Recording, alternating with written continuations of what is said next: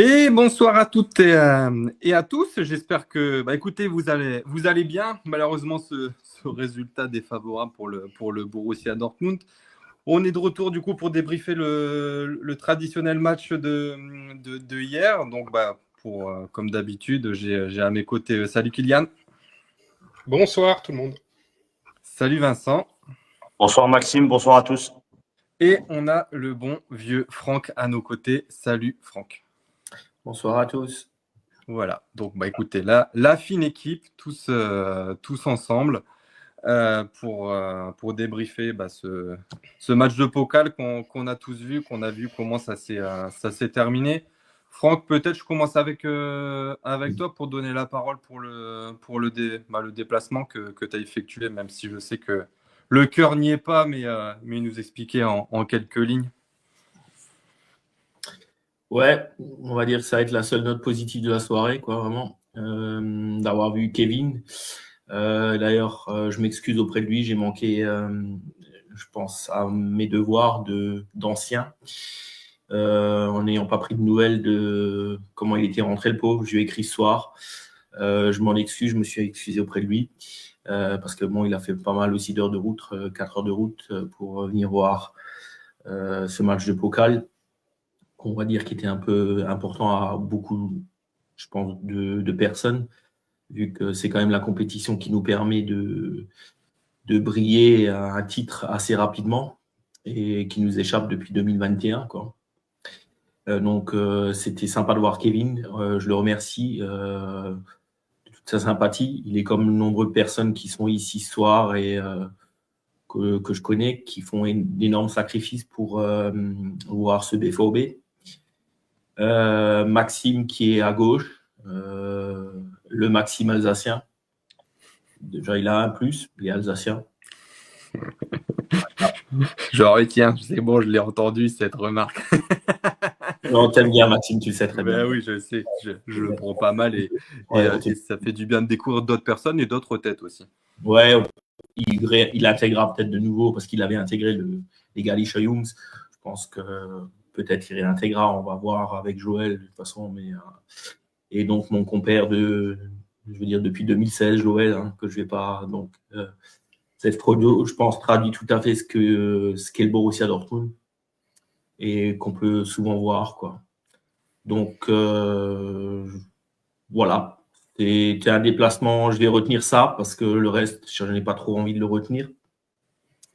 Donc c'était une journée de sacrifice qui a commencé pour moi à 5 heures pour faire ma journée de 12 heures, mais que je vais raccourcir en 6. Comme aujourd'hui, j'avais une journée de 12 heures, mais vu que j'ai pas travaillé ce matin pour quand même essayer de me reposer un peu, j'ai dû faire 6 heures cet après-midi pour en faire 12. Pareil, Joël a travaillé, Maxime a travaillé. On s'est tous retrouvés à 12h30 chez Joël, pour partir vers 12h45.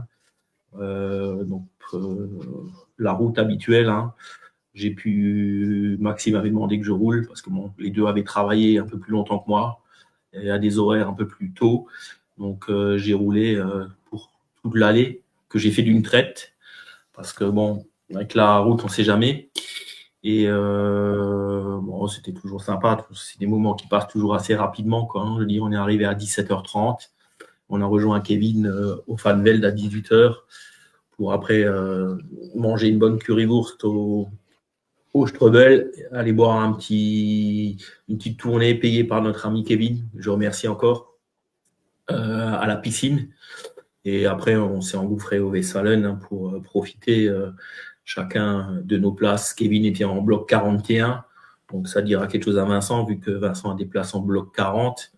Donc Kevin était en bloc 41, j'étais en bloc 34, donc là où vous voyez la photo, qui est aussi en veste et qui a une bonne vue sur la. Donc j'ai pris une place qui était à la limite à 35 €. Juste le rang devant moi, c'est 47, pour vous dire. Juste le rang. Je l'avais fait exprès parce que bon, à un moment, on a tous des budgets, il faut savoir un peu, quelquefois, rogner sur, bon, on va dire sur des places un peu plus mieux placées, mais bon, au Westfalen, tant qu'on est dedans, moi je dis toujours, on est bien placé. Et voilà, on profiter du match, la déception de la fin, le retour qui s'est fait, je veux dire, là, c'est Joël qui a fait une bonne partie de la route et puis après Maxime aussi. Moi, j'étais derrière. J'avais plus de batterie de téléphone, plus rien. Tant mieux parce que j'avais rien envie de voir ce qui concernait, peut-être pas notre club, mais concernait les aléas et les discours de certains joueurs ou de notre staff qui ne m'intéressaient point, quoi. Voilà. Ok, bah écoute, bah un beau petit résumé. Et comme tu dis, c'est vrai que c'est marrant de voir cette place à 35 euros, et celle juste devant qui est à 47.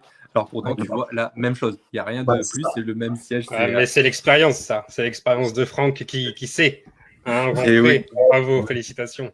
Mais voilà, de toute façon, comme on le dit, le principal c'est d'être au Oui. stade et de toute façon que tu sois en haut, en bas, au milieu, à droite ou à gauche, tu vois très bien. Et je voulais remercier Vincent la dernière fois de m'avoir pu faire profiter une fois d'une place, dire un peu, je veux dire, j'ai été très peu en bloc 40, j'y étais peut-être une fois dans le temps et encore un peu plus en haut. Et là, j'avais une super vue, quoi. Et merci encore à lui, quoi. Je veux dire, parce que c'était vraiment une belle expérience, il le sait de toute façon, quoi. Je veux dire. Oui. Voilà, bah écoutez, petit résumé du coup de ce déplacement de match de Pokal. Du coup, on a Pascal qui nous écoute, on a aussi en Foxy sur Twitch qui nous dit qu'il nous écoute à chaque fois, même s'il commente pas. Donc il nous dit bonne émission, même si ça a été un match compliqué. Bah écoute, merci à toi. Avant de commencer avec la compo, on peut peut-être parler un peu du petit choréro qui a été fait par la Sud Tribune, qui envoie encore des bons messages. Bon, faut pas oublier qu'il y a toujours eu les 12 minutes de grève de chant dans les différents stades d'Allemagne, toujours le même sujet, donc on va pas le redébattre. On en a déjà parlé dans une émission, je crois, il y a 2 ou 3 émissions. Si vous voulez réécouter, vous verrez de quoi on parlait. Pour la traduction, si vous voulez, vous avez Mathéo de Le Football qui vous a traduit toute la lettre, donc très bien dit, donc on ne va pas en parler non plus, mais ça parle toujours de la même chose. Voilà, donc en tout cas, un beau choréro qui s'est suivi après d'une deuxième phase plus festive, on va dire, avec c'est quoi? C'était des sortes de confettis, c'est ça, si on voyait un peu sur la. C'est les rouleaux, quoi, hein, qu'on jette Ouais. un peu, pour le carnaval et tout ça, quoi. Donc, voilà. Très bien orchestré par la Sud Tribune, dont nos 2 compères, Joël et Maxime, étaient tout à fait, quand on regarde l'image, tout à fait à gauche, quoi, je veux dire, près du B de Borousten, mais un peu plus en diagonale, quoi, je veux dire. Donc en bloc 15, ils étaient. Hein. Donc voilà, encore un beau choréo de la Sud Tribune et c'était très joli à voir avec encore un message bien placé, parce que je crois qu'en plus c'est actuellement ce qui a lieu en Allemagne, c'est entre le 3 et le 5 décembre, les réunions je sais pas, du parlementaire ou autre par rapport pour voir un peu avec les stades. Donc on verra un peu ce qui en ressortira et on vous tiendra au courant. Voilà, c'était la petite aparté avant de commencer de parler de la rencontre. Comme d'habitude, on va partir sur la compo, parce que Kovac nous a fait une belle surprise, on va dire, à la pointe de l'attaque. Donc au niveau du poste de gardien, Gregor Kobel, en défense Schlotti, Chan, Anton à gauche, Svensson à droite, Ryerson, le milieu composé de Nmecha, Bellingham à gauche, Choupo-Meka à droite, Adeyemi, et la grande surprise de la soirée, même si elle était un peu attendue, Silva qui remplace Guirassy et qui débute enfin, j'ai envie de dire, un premier match en tant que titulaire.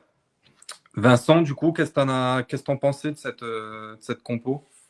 Bah écoute, moi j'étais persuadé, déjà c'est une compo qui m'a plu. J'étais persuadé qu'il allait mettre en tant que titulaire Chukwuemeka, donc déjà ça m'a fait plaisir. Je pensais pas qu'il allait mettre Chan directement en tant que titulaire. Mais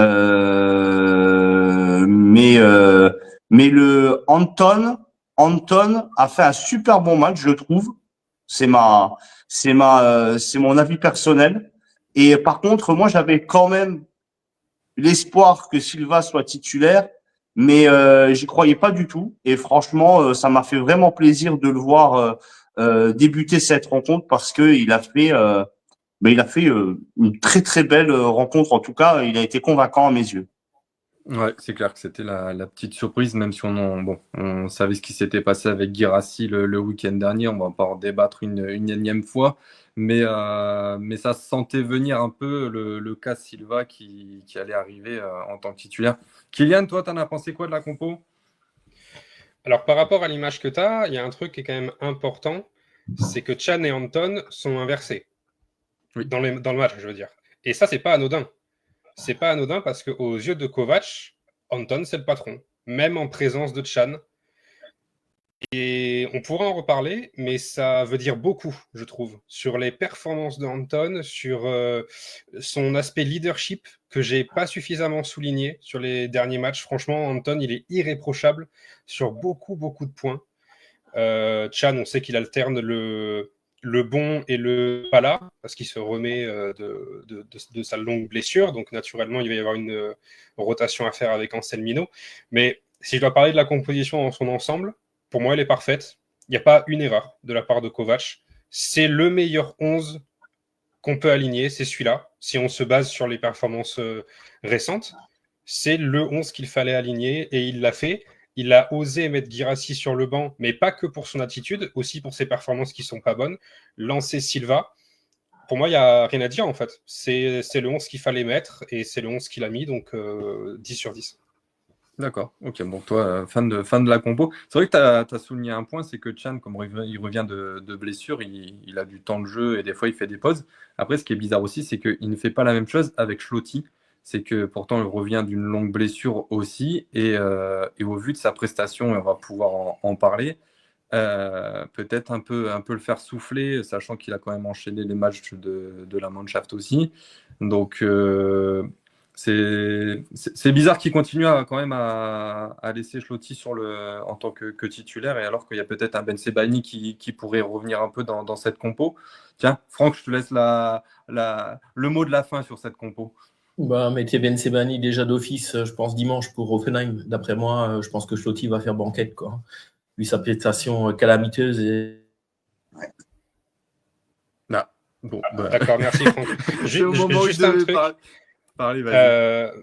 Tu as raison sur le fait de potentiellement installer une rotation avec Schlotterbeck qui revient aussi de blessure. Le problème, c'est qu'il doit instaurer une rotation avec Ben Sebaini qui revient aussi de blessure, en fait. Donc, c'est plus compliqué, je trouve, de gérer le cas Schlotterbeck que le cas Chad. Vas-y, Franck, j'ai comblé ton absence. Ouais, mais après Ben Sebani, vu que c'est un gaucher, tu peux faire que la rotation Schlotti-Ben Sebani, quoi, je veux dire. Hein. Comme si Anton, comme le dit très très bien Kylian, pour moi, est le patron de la défense et le patron, parce qu'il est irréprochable depuis le début de saison. Autant j'ai tapé sur Anton l'année dernière en début de saison, parce qu'il était mauvais, il faut le dire, mais il nous a fait une Rückrunde, donc la phase retour, pardon, j'utilise souvent des mots allemands, monstrueuse, et il continue à être très bon. Bon, il fait quelquefois des erreurs, hein, on l'a noté, mais c'est quand même le monsieur le plus régulier des défenseurs centraux, quoi, je veux dire, et vraiment le patron, quoi, que, comme a dit Kylian très bien, établi par Kovac. Il en a fait vraiment sa tour centrale, et à juste raison, parce qu'il le mérite. Donc, je reviens sur la compo, oui. La surprise Silva, je ne pensais pas que Kovac aurait les couilles de le faire. Moi, je l'aurais fait. Donc moi j'ai pensé mettre la compo que Kovac allait faire. Il l'a fait très bien. Ça nous fera à ces messieurs de Facebook de la Guinée un beau petit crochet, quoi. Parce qu'à force de mettre un mec qui joue que pour sa tête, je veux dire non, ben voilà, c'est une équipe. C'est comme ça qu'on doit évoluer. Et je pense que son comportement à la fin, il l'a peut-être compris, j'espère pour lui, il sera plus grandi dans l'histoire, a fait que Silva est rentré dans le 11 et tout à fait mérité. Après, j'avais un doute sur vraiment Choupo-Moting ou Brandt. Il a choisi Choupo. Je trouve que c'est bien aussi, quoi. Comme a dit Kylian, je pense que c'est le 11 qu'il fallait mettre, quoi. Je ne vois pas autrement. Après, bon, oui, on peut dire Anselmino et tout. Mais bon, il faut faire une rotation. On joue tellement de matchs qu'à un moment, tu ne peux pas faire toujours jouer les mêmes. Je pense que, franchement, c'était vraiment l'équipe à aligner. Et la première mi-temps nous a pas fait mentir parce que c'était quand même assez agréable pour beaucoup, à part, on va revenir après, deux éléments à quoi je me demande à quoi ils servent dans notre équipe, c'est Elmencham et Bellingham, pas par leur prestation, mais par le jeu que Kovac nous fait développer ou pas développer, parce que le milieu ne nous sert à rien du tout. Mais à rien du tout. Ouais, et on a vu encore, surtout en deuxième mi-temps, la séance. Il y avait un match de handball à la Westfalenhalle. Bizarrement, au Westfalen Stadion, il y avait aussi un match de handball en deuxième mi-temps. Parce que, voilà. Bon, mais on reparlera plus de... On reparlera plus de première et deuxième mi-temps. Juste ça. là, on va commencer avec la première.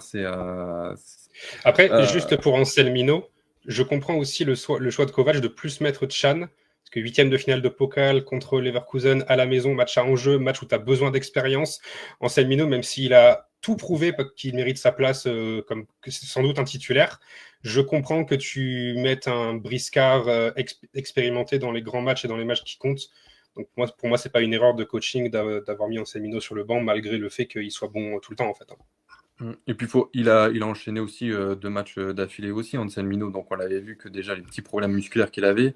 Après, il ne faut pas oublier qu'on va jouer seulement dimanche à 17h30 pour aller rejouer mercredi à 21h. Donc le laps de temps va être très court. C'est vrai que je ne comprends pas non plus aussi de cette décision de nous faire jouer un dimanche. Mais c'est vrai qu'il y aura une rotation, en tout cas sur les 2 prochains matchs, qui sera évidente. La décision de faire jouer dimanche, tu demanderas les droits TV, Parce que Dortmund fait vendre le dimanche. Alors, je veux dire, comme on joue le vendredi soir et tout, on met des top teams souvent, je veux dire, et voilà, C'est ça. Donc, c'est un peu chacun son tour. Là, c'est tombé. Puis, quand on voit un peu le calendrier qui nous attend jusqu'au mois de janvier, c'est vrai que les horaires sont vraiment pas à notre avantage pour ceux qui veulent faire le déplacement, du moins. Écoutez, on va enchaîner avec la rencontre. Comme d'habitude, on va se diviser le match en 2 parties. Première période où je pense que ça sera positif et seconde période où on sera plus dans le négatif et dans la conclusion. Du coup, une première période avec un premier quart d'heure avec des inexactitudes. Ça y est, je commence à mettre des mots trop compliqués. Des 2 équipes, j'ai trouvé que c'était un peu compliqué. Dès que l'ambiance est revenue, ça a permis aussi encore un nouvel élan pour les joueurs du Borussia Dortmund d'aller de l'avant. Premier quart d'heure, il ne faut pas oublier quand même que Dortmund est seulement avec 37% de possession. On était vraiment en train de se faire un peu balader par les Leverkusen. Kylian, je commence avec toi. Qu'est-ce que tu en as pensé de cette première période ? Alors, la première période, moi, je l'ai trouvée bonne, on va dire, mais je reviens encore à ce souci de constamment chercher les ailes et constamment chercher les centres. En fait, c'est tellement limité comme moyen d'emmener le danger. Je veux dire, surtout si tu mets pas Guirassy, en fait. Si tu mets Silva, c'est pour jouer au foot, c'est pas pour envoyer des ballons dans la surface en espérant que. Alors, Silva a été bon. Honnêtement, toute l'équipe a été plutôt bonne, quoi. Moi, il y a vraiment Schlotterbeck que je mets très, très, très, très bas. C'est peut-être le. Allez, Kobel aussi a pas été bon. Franchement, Kobel, pas sur le but, mais sur le jeu au pied de Kobel. Mon Dieu, moi, j'en peux plus. Je suis fatigué de ça. Sinon, dans l'ensemble, j'ai trouvé tout le monde bon. J'ai trouvé Svensson encore une fois très bon. Adeyemi, sans doute le seul à essayer des choses, encore une fois, et franchement, il a fait quelques gestes, quelques actions, quelques dribbles de classe, mais le problème de tout ça, c'est que constamment, ça aboutit sur un centre, en fait. Et sur un centre, en première période, on est à 33% seulement de centres réussites. On a centré 15 fois en première période, il n'y en a que 5 qui ont trouvé la tête d'un joueur de Dortmund. C'est pas assez, et surtout ça souligne le manque de précision, en fait. Globalement, c'est ça, parce que moi je trouve que première et deuxième période, Dortmund est dominateur, globalement. Mais le nombre de fois où on tire à côté des poteaux, c'est épuisant. Pour moi, on sort en partie à cause de ça. À la mi-temps, on a cadré aucun tir, en fait. Et on en a fait 7. On en a fait 10, pardon. 10 tirs, aucun cadré. C'est fatigant de voir que tu sors sur un manque de concentration, parce que c'est que de la concentration, parce que le but, franchement, il est chanceux de la part de Leverkusen. Oui. Maza, il fait un méga match, encore une fois. Maza, je crois qu'il est homme du match, sans doute qu'il le mérite. Mais Anton, il a 2 contres qui lui sont défavorables. Maza, il sort un geste alors qu'ils sont à 3 à son marquage. Et franchement, le marquage, il est assez irréprochable de la part de Svensson, Anton et je crois que c'est Chan le 3e. Il la met dans un angle où Kobel ne peut pas aller la chercher et ça sort vraiment de nulle part. Parce que au final, Leverkusen tire 5 fois, il n'y en a qu'un seul qui est cadré, c'est celui-là. Donc, ouais, c'est frustrant. C'est frustrant de sortir sur un match comme ça où pour moi, tu as été supérieur. Ouais, ça c'est clair que c'est vrai que au match aller de samedi, en Bundesliga surtout, on fait le hold-up en fait chez eux et en fait on se prend le retour de bâton quoi au match retour avec un hold-up de leur part. Le nombre de tirs est inversé. Hein. Eux, ils en ont fait moins là et ils ont gagné. Nous, on en avait fait moins chez eux et on a gagné. Tout est inversé quoi dans le. Bon. C'est inversé, sauf que fallait peut-être mieux perdre samedi parce que c'était qu'un match de Bundesliga et tu peux te rattraper parce que tu as encore une saison complète que ce match-là où tu sais que t'es éliminé, c'est fini. Et toi, du coup, Franck, sur place, comment t'en as pensé de la première période? J'ai trouvé que c'était bon, quoi. Hein. On a vu un Silva faire pas mal de demandes d'appel en profondeur. C'était sympa à voir, quoi. Je veux dire, que le mec avait envie de se dépenser. Adeyemi était aussi du truc. Moi, ce qui m'a désagréablement tout de suite dans le premier quart d'heure, c'est notre ami Ryerson là qui va réclamer auprès du juge de touche et trucs sur une faute. Je veux dire, d'ailleurs, il se fait réprimander par Stiller. Il est à 2 doigts de prendre un carton tout de suite. Mais gars, tu joues ou tu veux râler? Ces comportements commencent à m'énerver sérieusement, quoi. Hein, je veux dire, Clotti en deuxième mi-temps, c'était pareil. On va regarder. Et sa seule prestation en seconde mi-temps, c'est d'aller voir Schiller pour lui dire que le gars qui a le Leverkusen qui est blessé, il faudrait qu'il s'active pour se relever, quoi. Je veux dire, quoi. Franchement, mais les gars, quoi. Je veux dire, je sais que c'est usant, on ferait pareil si on était dans l'autre cas, mais il y a des comportements quelquefois dans la mentalité. J'ai du mal. Bon, on reviendra sur la deuxième mi-temps, mais j'ai trouvé, globalement, la première mi-temps bonne, frustrant. Kylian l'a très bien résumé, hein, j'ai pas grand-chose à rajouter. Et ce qui est bon, et surtout en deuxième mi-temps, hein, mais c'est plus possible de faire autant de centres. Je ne vois pas l'intérêt. Moi, j'ai une stat passionnante moi sur les centres. Alors, je vais l'individualiser alors que je l'aime bien. Mais Svensson, sur tout le match, c'est 10 centres. Déjà, c'est trop, déjà. Et il n'y en a que 2 qui trouvent un joueur de Dortmund. Quoi. Et par contre, il faut revenir. Ryerson, j'ai Ryerson. Ryerson, il fait 3 sur 6. Mais dans l'ensemble, tu vois, tes Pistons, ils ont fait 16 centres à eux deux. Pour moi, ça démontre la pauvreté du jeu offensif. Mais par contre, un truc important sur Ryerson, c'est vrai que je n'en ai pas parlé, merci de me le rappeler. Face à Grimaldo contre Leverkusen dans le match dernier, il y avait 6 duels directs. Les 6 ont été gagnés par Grimaldo. Et dans ce match-là, il y a eu 6 duels directs entre les deux, et les 6 ont encore été gagnés par Grimaldo. C'est fou. Hein. C'est fou. Hein. Et après, on est dans un jeu stéréotypé. Quand ça passe pas avec nos centres et d'avoir la chance quelquefois que Adeyemi coupe une trajectoire ou qu'on a un ballon, putain, on est en Bundesliga. La Bundesliga, c'est la Kartoffel. C'est le tir de loin. On en fait combien des tirs de loin depuis le début de saison? Mais c'est catastrophique, quoi, je veux dire. Il n'y a personne qui sait tirer. Ils font quoi à l'entraînement? Un taureau chaque fois, là, et truc. Mais putain, mais les gars, tirez. Parce qu'après, tu sais jamais, c'est contré. Le gardien repousse, il faut la reprendre. Mais là, il n'y a rien. On est dans un jeu stéréotypé à centrer et au bonheur la chance. C'est la roulette russe, quoi. Surtout quand tu fais bien d'en parler, parce qu'on l'a vu qu'il y a eu certains buts de loin, par exemple celui de la Juve avec Nmecha et tout. Et il y en a, Nmecha a une très bonne frappe de loin, mais tu as l'impression qu'ils sont sur la réserve de dire ah non, je ne peux pas tirer, je n'ai pas le droit, il faut que je mette sur les ailes ou j'essaye de trouver dans la profondeur. Mais merde, au bout d'un moment, c'est du football, frapper. Ça, comme tu viens de le dire, c'est contré sur un malentendu, ça part bien ou. Mais au moins, c'est essayer que de Mais il faire faut tourner la balle animer inutilement. autrement le jeu. Si ça passe pas comme ça, putain, mais à un moment, il faut animer autrement. On a un coach pour ça. Il doit y avoir des leaders dans cette équipe aussi, quoi. Il faut un peu se révolter, quoi. On joue un huitième de finale, quoi, je veux dire. Mais les gars, allô, quoi. Je veux dire, je suis désolé. Je m'énerve même pas parce qu'en deuxième mi-temps, je vais sérieusement m'énerver. Là, il y a beaucoup plus à dire. Mais il n'y a pas de jeu, il n'y a rien qui est apporté à part faire ce système de handball là, à gauche, à droite. C'est super d'avoir des joueurs qui savent derrière, qui savent faire des belles relances et qui savent tripoter le ballon. C'est bien. Mais si c'est comme ça, sortez Bellingham, sortez Nmecha et on met à la limite nos deux Ben Sebani et Ansel Minor. Et comme ça, on en a 5 qui peuvent distribuer les ballons comme ça, quoi, je veux dire. Ça sert à rien d'avoir un milieu alors, quoi. Il y a 5, on sera derrière, on peut les attendre alors, quoi.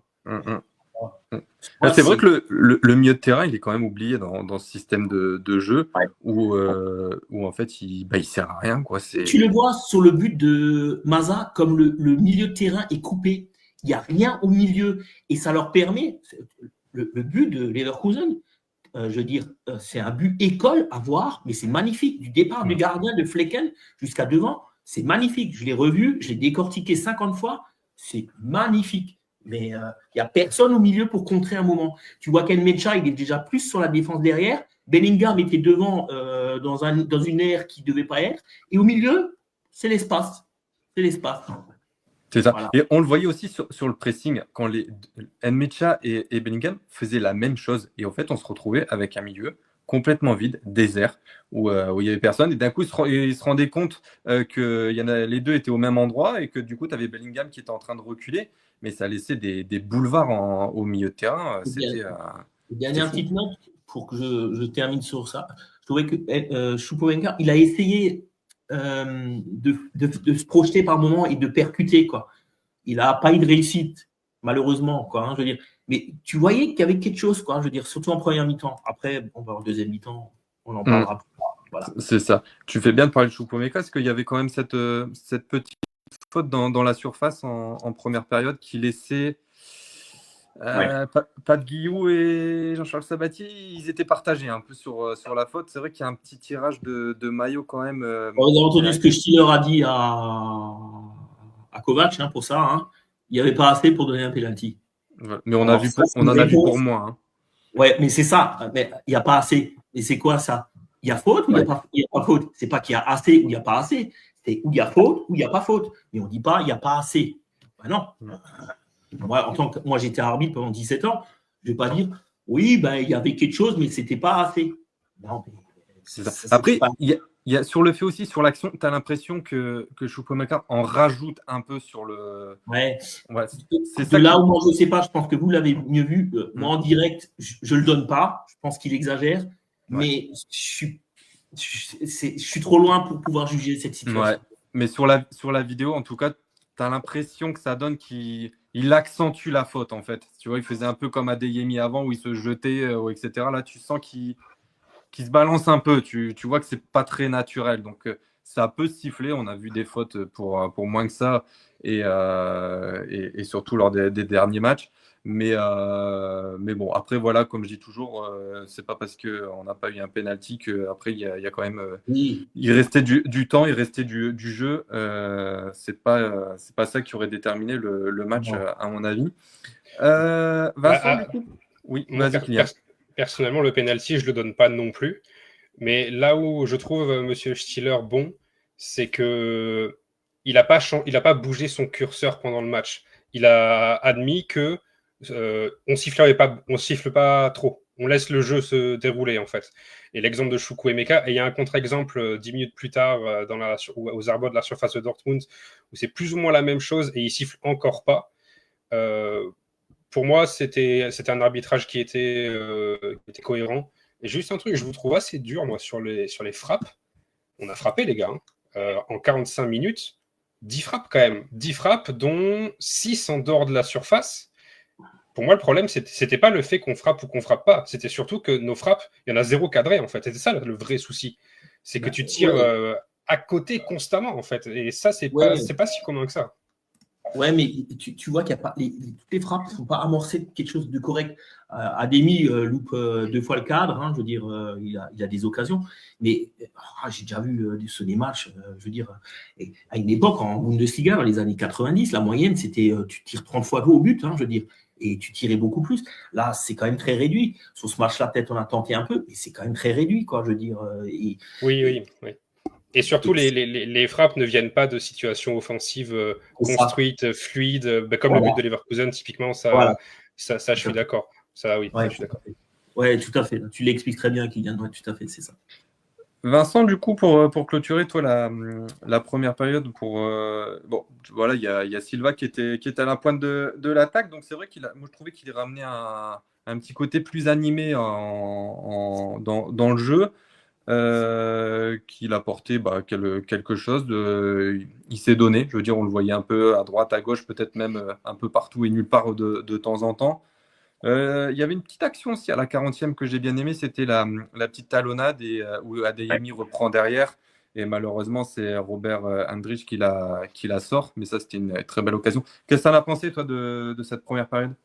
Mais déjà, avant toute chose, je suis quand même vraiment d'accord avec les points négatifs et les points positifs que vous avez pu énoncer lors de cette première période. Néanmoins, j'ai vu quand même un Borussia Dortmund assez conquérant pour ma part et encore une fois, le score à la mi-temps, il reflète pas la physionomie de cette première période, en tout cas pour moi, pour commencer. Et c'est vrai que Anton, taille patron, rassurant, Schlotterbeck à côté de la plaque. Je sais pas ce qui se passe avec ce personnage. Ça a toujours, je ne jurais que par lui, mais là il est plus du tout dedans. Alors je sais pas ce que ça laisse présager, mais ça me fait déjà un petit peu peur parce que bon, on sait que si départ il y a, ça va beaucoup m'attrister parce que c'est quand même un joueur important pour nous et puis que ce soit, je pense en tout cas pour ma part que ce soit professionnellement parlant et sentimentalement parlant. Après, Silva disponible, ça fait trop plaisir de le voir jouer, en tout cas en tant que titulaire. Et puis il a apporté, comme tu l'as dit, ce petit peps, cette animation. En tout cas, on sait qu'avec lui, on s'est un peu moins endormi. Et Adeyemi, Chukwuemeka déjà, ça m'a plu. Et Adeyemi, comme à son habitude, hyper dangereux, rapide. Voilà, ça m'a. Et puis voilà, moi, je pensais pas qu'à la fin du match, on allait finir sur un 1-0. Bon, un 1-0, j'ai presque envie de dire, c'est la faute à pas de chance. Un geste sorti de nulle part. Mais moi, j'aurais plus parié 1-0, mais dans notre camp. Ouais. De toute façon, c'est ce qui était un peu se passer ce week-end, hein, c'est que c'est pas l'équipe qui méritait d'ouvrir le score qui mène. Donc voilà. Adeyemi a croqué, hein. Pour moi, à la mi-temps, Adeyemi, il doit en mettre une. Et si c'est pas Adeyemi, c'est Mecha qu'on a connu quand même beaucoup plus précis sur ses frappes à 15 mètres, 20 mètres. Adeyemi, la fameuse frappe là, que Andrich, je veux dire, d'abord ressort, il faut qu'il la mette de l'autre côté, pas sur le côté d'Andrich. Bien sûr. On est tous d'accord, je veux dire. Le côté gauche est libre. Hein.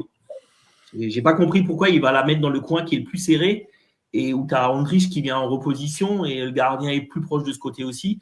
Je pense que de l'autre côté, il serait plus judicieux. Juste pour notre ami Schlotti, je vais juste pas l'excuser, mais je vais dire Joël l'avait bien noté quand on en parlait, il revient quand même d'une longue blessure. Et donc, comme on dit toujours, souvent, je veux dire, et il a raison, quand tu as une période de blessure, tu mets autant de temps quelquefois à retrouver ton niveau que tu avais. Et surtout quand tu as des croisés, c'est compliqué, quoi, je veux dire. Mais moi, je pense que là, il lui faudrait une petite pause. Ce serait bien mérité. Parce que je pense qu'il y a beaucoup de choses qui gambergent dans sa tête aussi pour savoir qu'est-ce que je vais faire et tout. Bon, de toute façon, il n'y a pas trop de secret. À 26, 27 ans, il a eu 26 ans. Si tu veux partir dans un grand club, c'est l'âge maintenant. Donc, je pense que sa décision est de toute façon déjà prise. Il y a beaucoup de rumeurs et les rumeurs vont plus qui partent, quoi. Maintenant, Clairement. savoir Oui, mais tu as raison. Et en plus, et je me contredis par rapport à ce que j'ai dit la dernière émission où je disais que ce match-là, si tu le gagnes, tu augmentes tes chances de gagner, de garder Adeyemi et Schlotterbeck. En fait, pas tant, parce que si tu vas au bout du chemin et que tu gagnes la Pokal, les deux peuvent très bien se dire bon, bah c'est bon, j'ai vécu ce que j'avais à vivre et en fait, combien de fois on l'a vu ça? Donc en fait, je ne pense pas que le résultat de ce match change quoi que ce soit dans la tête de l'un ou de l'autre, en fait. Non, je pense pas, parce que maintenant les joueurs, je pense qu'ils gèrent autrement. C'est plus, ça aurait été tel cas dans les années d'avant, peut-être. Tu as peut-être raison, mais maintenant ils gèrent tout à fait différemment, quoi. Ils ont de toute façon plus l'esprit club. On en parlera de toute façon après sur la note où je vais bien péter un câble. Voilà. Voilà, bah écoutez, je pense qu'on a fait un beau tour sur la première période, bien résumé. Je reprends juste quelques petits messages qu'on a eu donc de Cosfo sur Twitch. Bien avant qu'on prenne ce but, je trouve que le pressing de Dortmund était mal réalisé. Il y avait toujours un train de retard d'un joueur. Le pressing ne se faisait pas ensemble et le but vient d'un mauvais pressing ensuite au milieu. C'était porte ouverte. C'est exactement ce qu'on a dit dans les messages. Et après, oui, petite note sur l'arbitrage. J'adore Stiller. Je trouve que c'est un bon arbitre. Je dirais que c'est même l'arbitre dominant pour moi actuellement en Bundesliga par rapport à beaucoup, quoi. Je l'ai toujours bien aimé, ça a toujours bien tourné. Je pense qu'il est très psychologue et moi je trouve qu'il a fait un bon match, ouais, je veux dire, franchement, parce que c'est très dur, hein, je sais ce que c'est, mais alors quand on a 80 000 et dans une ambiance comme ça et avec des joueurs qui sont maintenant, hein, c'est plus les mêmes mentalités. Je trouvais que il a fait un bon arbitrage, comme a dit Kylian, moi je l'ai trouvé bon aussi, quoi. Ouais. Bah, Jean aussi qui nous écoute dit que l'arbitrage était très bon et il a trouvé. Donc voilà un peu les messages qui étaient sur la première période. Bon, on va parler des choses qui fâchent. On va parler un peu plus en mode colère. On a parlé positif, maintenant on va parler négatif. Donc bon, bah, après une première période, il y a toujours une seconde période. Je pense qu'on était tous dans le cas de dire bon, allez. On continue sur la même lancée et on essaie de retourner la situation et j'avais espoir et je pense que nous tous là ce soir, bon, bah, ça n'a pas été du tout le cas, ça a été une seconde période complètement différente et honteuse. Personnellement, je trouve ça honteux de jouer de cette manière que de baisser le pied. Je pense que même à un moment avec Vincent, on s'écrivait par message et j'aurais dit regarde sur le terrain, il n'y en a plus un qui court, tout le monde est en train de marcher alors qu'on perdait 1-0. Donc bah écoute, je vais commencer avec bon, on va refaire le même tour. Kylian, seconde période. Ben moi, j'ai hâte de savoir ce que vous avez à reprocher à cette équipe parce que moi, c'est typiquement le genre de match où j'ai pas grand-chose à reprocher en fait. Et même en deuxième mi-temps en fait. Parce qu'en deuxième mi-temps, pour moi, tu fais mieux qu'en première. En deuxième mi-temps, tu tires pareil. Tu tires 10 fois aussi. Mais cette fois-ci, tu cadres. Cette fois-ci, tu as cadré la moitié de tes occasions. Tu gagnes les duels. Tu es majoritaire aussi dans les passes. Pour moi, vraiment, c'est un bon match de Dortmund dans l'ensemble, en fait. Et pour moi, on a vécu des matchs qui sont bien moins aboutis que celui d'hier et qu'on a gagné quand même. Je pense à tous les 1-0 du mois d'octobre qui étaient catastrophiques dans le fond de jeu et qu'on gagne vraiment, vraiment à l'arraché. Pour moi, là, tu t'es donné les moyens de gagner. Tu as allumé la cage adverse avec une certaine imprécision parce que quoi qu'on en dise, tu finis avec 11 corners à 0 et pas une fois tu t'es créé une occasion sur corner. Tu vois, il y a un souci dans les 5,50 m adverses, dans la surface adverse. Tu touches pas beaucoup le ballon dans la surface adverse. Tout ça, c'est vrai. Yann, juste, voilà, je te coupe juste. En fait, c'est ça le souci, c'est que tu as 11 corners, mais tu as 11 corners qui ne servent à rien. Tu n'en produis rien. Combien sont arrivés au troisième poteau? Je vais dire le troisième poteau pour faire la remise. Mais c'est bien, tout le monde se dit. Mais putain, on fait des corners directs pour que quelqu'un puisse couper la trajectoire. 11 corners, on n'en a pas fait un, je veux dire, qui met quelque chose en danger. Pas un, je veux dire. 11 corners à 0. Oui, bien sûr, j'entends. Combien il en faut? 39 pour pouvoir marquer un but? C'est pas possible. Un corner, à un moment, c'est une action, c'est des coups de pied arrêtés. Il y a certaines équipes qui sont très fortes là-dessus. Qu'est-ce qu'on fait à l'entraînement, M. Kovac? Je me demande. On joue au Oulois? On fait quelque chose? On fait des séances?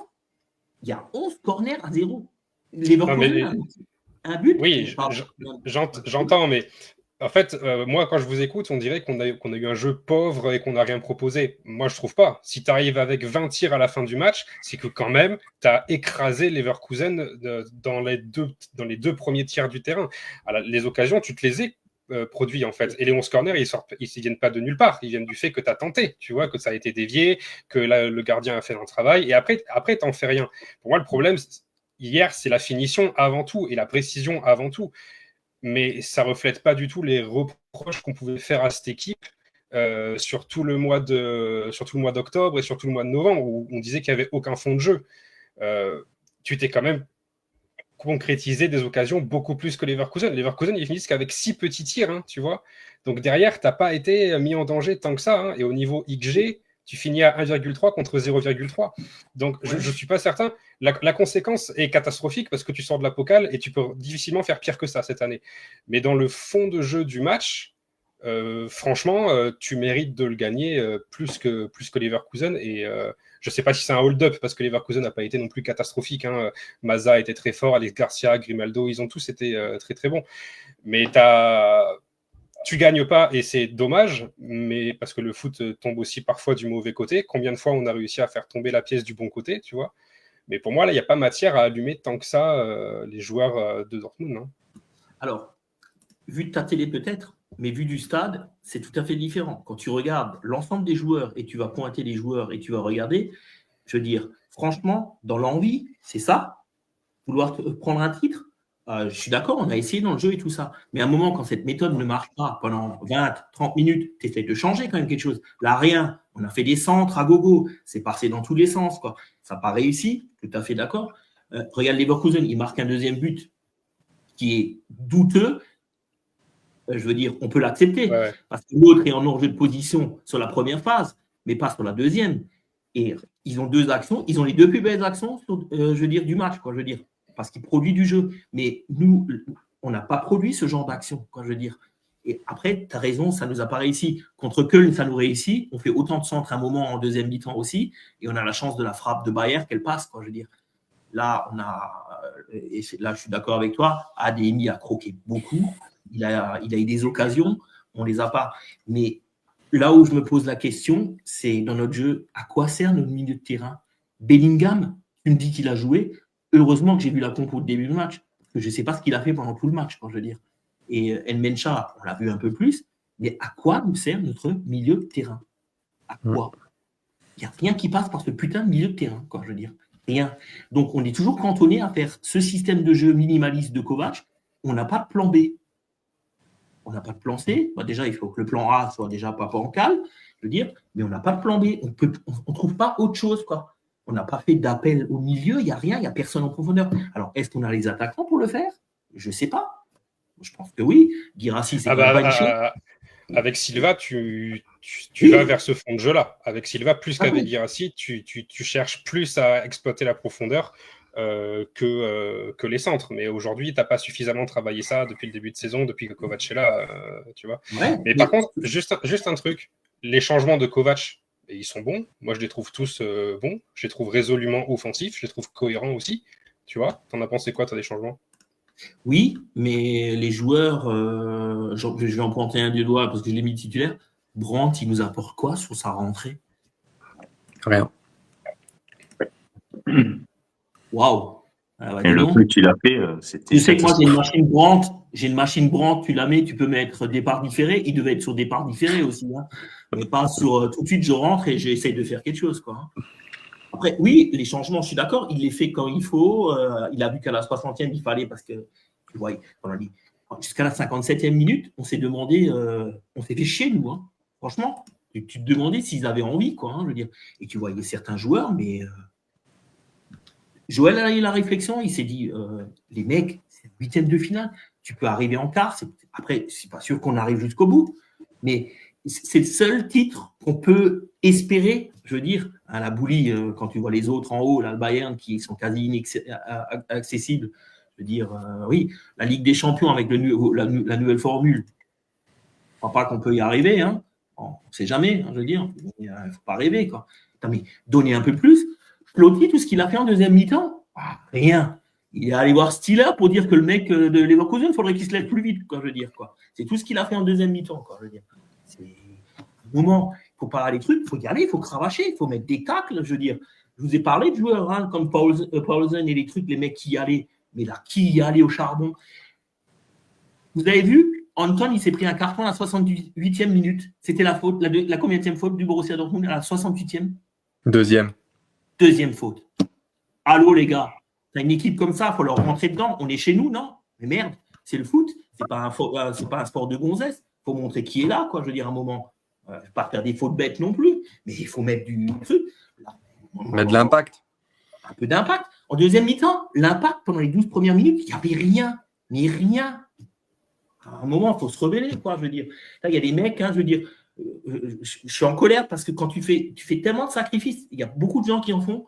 Je veux dire, ces mecs sont des pros, c'est pas des pros d'il y a 10-15 ans, quoi, je veux dire, qui se battent pour un club. Ils en ont rien à foutre. Ils en ont rien à foutre, quoi, je veux dire. Ce qui leur rapporte, c'est ce qui touche sur le compte en banque et le prochain transfert, quoi, je veux dire.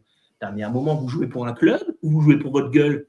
Parce que sinon, on va faire le FC Guirassy, on va faire le FC Schlotterbeck, on va faire tous ces trucs-là. Merde, on est un club, donc on joue tous ensemble et on y va tous ensemble. Et là, c'est ça en deuxième mi-temps que je n'ai pas trouvé, c'est qu'on n'y va pas tous ensemble, quoi. Alors, le public essaye de les pousser et tout, mais j'ai trouvé que ça… Après, on n'a pas eu de chance, je suis totalement d'accord, Kylian, aussi. Ça ne nous a pas tourné en notre faveur. Mais cette chance minimaliste, à un moment, il faut savoir provoquer une chance maximum aussi, quoi, je veux dire. Ce foot minimaliste de Kovac, à un moment, on n'en peut plus, quoi, je veux dire. Il faut que ça explose un peu, quoi, je veux dire. Il faut que ce soit… Ils ont tellement bien commencé, je trouvais qu'à un moment, après les… Parce que c'est vrai que c'est avec la grève des supporters, les 12 premières minutes, c'est très particulier. Hein. Quand tu vois les matchs, tu y assistes, c'est vraiment très particulier. Hein. Quand tu es dans le stade, on le ressent vraiment bien dans le stade. Hein. Vincent a pu le voir contre Stuttgart. Et quand ça part à la 12e, c'est tout à fait différent après, quoi. Mais moi, je suis en colère parce que je trouve que, franchement, peut-être dans le jeu, ok, d'accord, on a essayé certaines choses et tout, mais dans l'envie, il y en a certains. Moi, j'ai connu quand même un Schlotterbeck beaucoup plus battant que ça, hein, je veux dire, à haranguer la Sud et compagnie. Là, il n'a rien à haranguer du tout. Il a juste à haranguer les Steelers pour dire que Grimaldo, il prenait beaucoup de temps, quoi. Non, Schlotterbeck, ça fait peine à voir. Ça fait quelques semaines déjà que ça fait peine à voir. Ouais, et là, sur ce match-là, en particulier. Après, Chan, moi, j'ai bien aimé. Je trouve, dans les tacles. Chan est bon, mais Kylian l'avait attribué dans tout ce qui est jeu physique, il y est, quoi. Il y va, quoi. Hein. Quelquefois, dans le temps, il y allait un peu trop. Après, dans les relances, dans le reste, c'est pas toujours ça, quoi, je veux dire, quoi. C'est limité, Chan. Mais après, il a son meilleur poste défenseur. Mais moi, aujourd'hui, je vais terminer par ça pour la deuxième mi-temps. Je vais laisser Vincent. Je me demande qu'est-ce qu'on a autre jeu à proposer à part passer toujours par ses ailes et ses centres. À quoi sert notre milieu de terrain? Qu'est-ce qui peut nous apporter ce milieu de terrain de positif, quoi, je veux dire. Pour l'instant, je ne le vois pas. C'est important de préciser que c'est pas ciblé sur Mecha et Bellingham, en fait. Peu importe qui tu mets au milieu de terrain, c'est la tactique qui les invisibilise. Mais par contre, juste pour revenir sur ce que tu as dit, Franck, sur l'impact, pour moi, il y a vraiment des profils que tu peux dénoter. Typiquement, Svensson, pour moi, il fait une deuxième période horrible. Et autant je l'ai trouvé très bon en première, mais Svensson, c'est l'exemple typique du mec qui est revenu la tête baissée. Et sans doute aussi un peu Chukwuemeka, d'où le fait que les deux sont sortis. Hein. Pour moi, Chukwuemeka, il ne fait pas une très très bonne deuxième période. Adeyemi, je trouve qu'il s'est défoncé constamment. Peut-être un peu trop individualiste sur certains points, mais on en revient au fait qu'à mon avis, il aurait dû mettre au moins un but. Mais je comprends cette idée de vouloir scinder un peu ceux qui se sont donnés, et il n'y en a pas beaucoup, ceux qui ont été transparents et ceux qui n'ont pas montré un esprit combatif, je comprends. Mais je pense quand même que cette réflexion-là, tu pouvais l'avoir avec encore plus d'aplomb sur des matchs de merde qu'on s'est tapé en octobre-novembre, quoi. Je veux dire, tu tombes pas des nuls là maintenant en te disant, mais attends, on ne sait pas jouer au foot ou quoi. Non, on le sait comment ça fonctionne sous Kovac depuis longtemps, quoi. Tu vois ce que je veux dire? Mais tu as raison, Kylian. Moi, c'est juste parce que c'est par rapport à l'enjeu, à ce 8e de finale.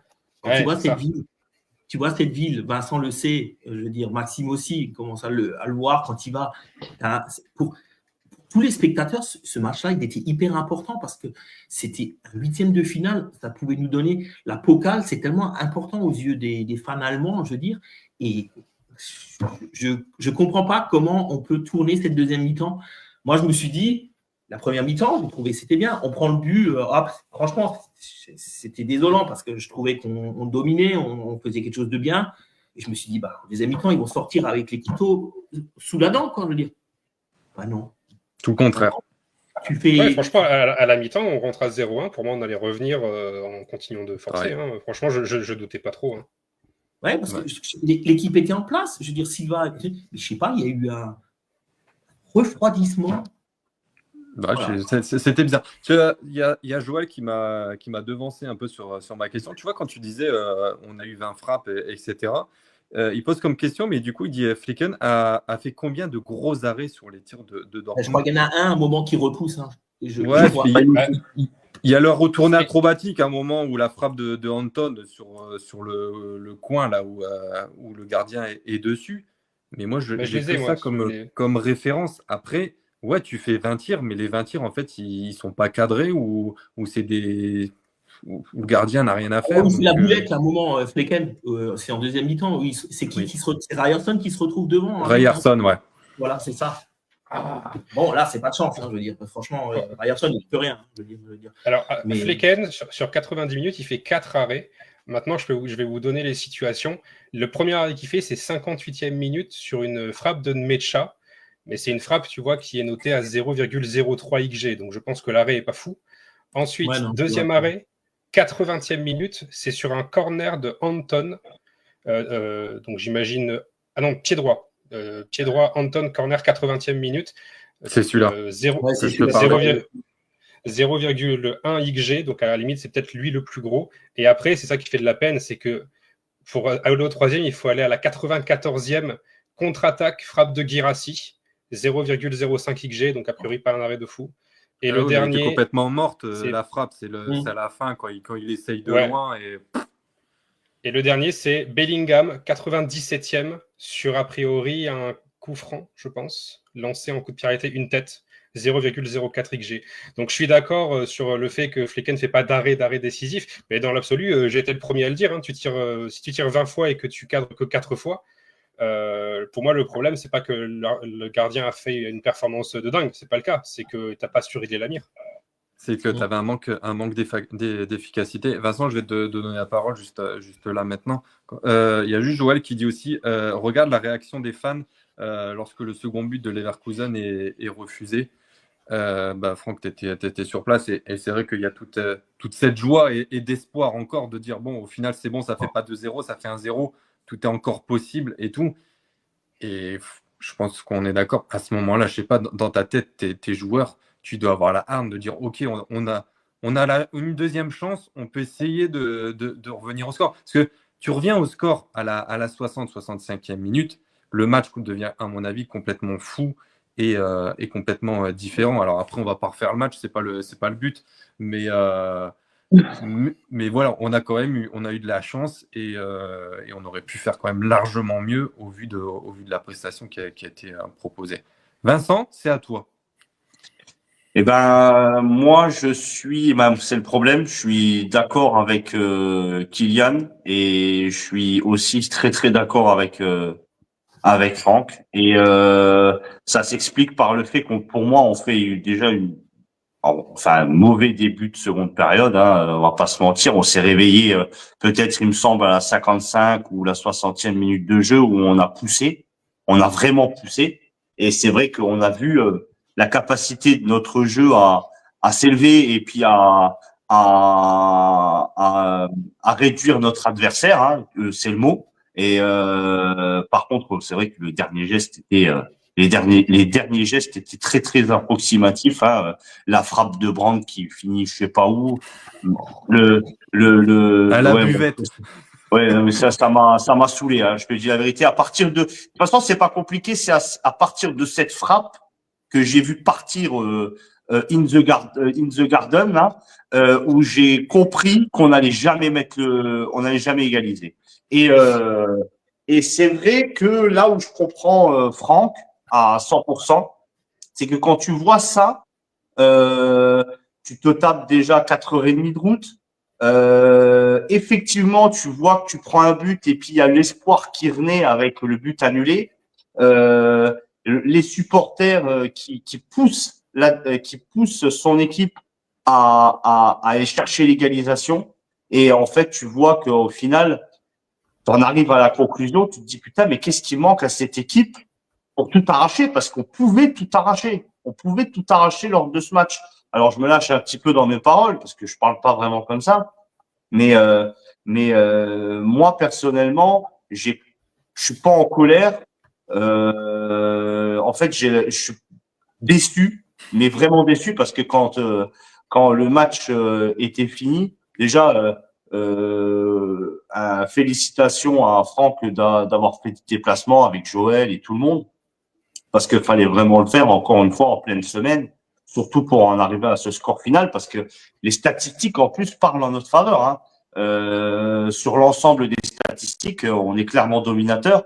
Et putain, tu te dis mais merde, quoi, t'as la rage. Et franchement, moi, j'ai été à la télé, je me suis endormi, j'ai essayé d'oublier tout ça, même si c'est encore difficile. La DFB Pokal, c'était peut-être une des plus grandes chances à remporter un titre cette saison. On l'a assez répété. Et puis, bah, ça s'arrête en huitième de finale. Alors, c'est vrai que bon, on a rencontré Francfort, on se voyait déjà que c'était assez compliqué. On a fini au tir au but. Mais là, c'était encore une marche un peu plus haute cette fois. On a tout fait pour y arriver. On aurait pu tout faire pour en marquer beaucoup plus que zéro, j'ai envie de dire. Mais, euh, mais franchement, c'est décevant. Et puis, c'est vrai que, voilà, Franck, courage. Ah oui, bon. Depuis 89, je crois que j'en ai vu tellement. C'est pas, je veux dire, c'est sur le moment. Ça va rien changer pour moi. Ça va Oui, rien oui, changer. on aura C'est toujours le cœur jaune et noir et tout. ouais. On parle surtout avec la déception. Puis après, il faut pas oublier, c'est un Oui, c'est match du qui a à moment. peine 24 heures. On se reverra dimanche contre Offenheim. Tout ça sera derrière et on parlera Non, d'autres non, mais choses. moi, je suis d'accord avec toi. Le problème qu'il y a, c'est que la frustration, malgré le match, c'est ça, c'est la conclusion que j'ai envie de dire, en fait, c'est que le match était super bon, mais la frustration, elle prend le dessus. Ouais. Ah oui, ça c'est clair. Bon, pour mettre un peu d'humour avec Joël, il a dit sur la frappe de Brandt, deux pigeons sont morts. Hein, donc, euh, donc voilà. Bah écoutez, Ouais, mais je on va pense clôturer qu'on du peut coup. dire que la conséquence de la fin du match est plus critiquable que le Ouais, contenu en soi, en fait. c'est Ouais. ça. C'est C'est ça. ça. Et c'est surtout que, en fait, il y avait aussi cet objectif de remporter. Je veux dire, bah, à l'Assemblée générale, Ricken parle à l'équipe et on voit clairement le signal que l'objectif est quand même d'aller à la fin, d'aller à Berlin et d'essayer de remporter la DFB Pokal.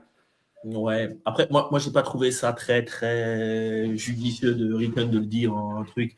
Je pense que les joueurs sont quand même conscients des enjeux qu'il y a pour le club et compagnie. Ils sont pas non plus, je veux dire, teubés je veux dire, parce que Aidemi se fait livrer des boîtes magiques voilà, je veux dire, non, je rigole.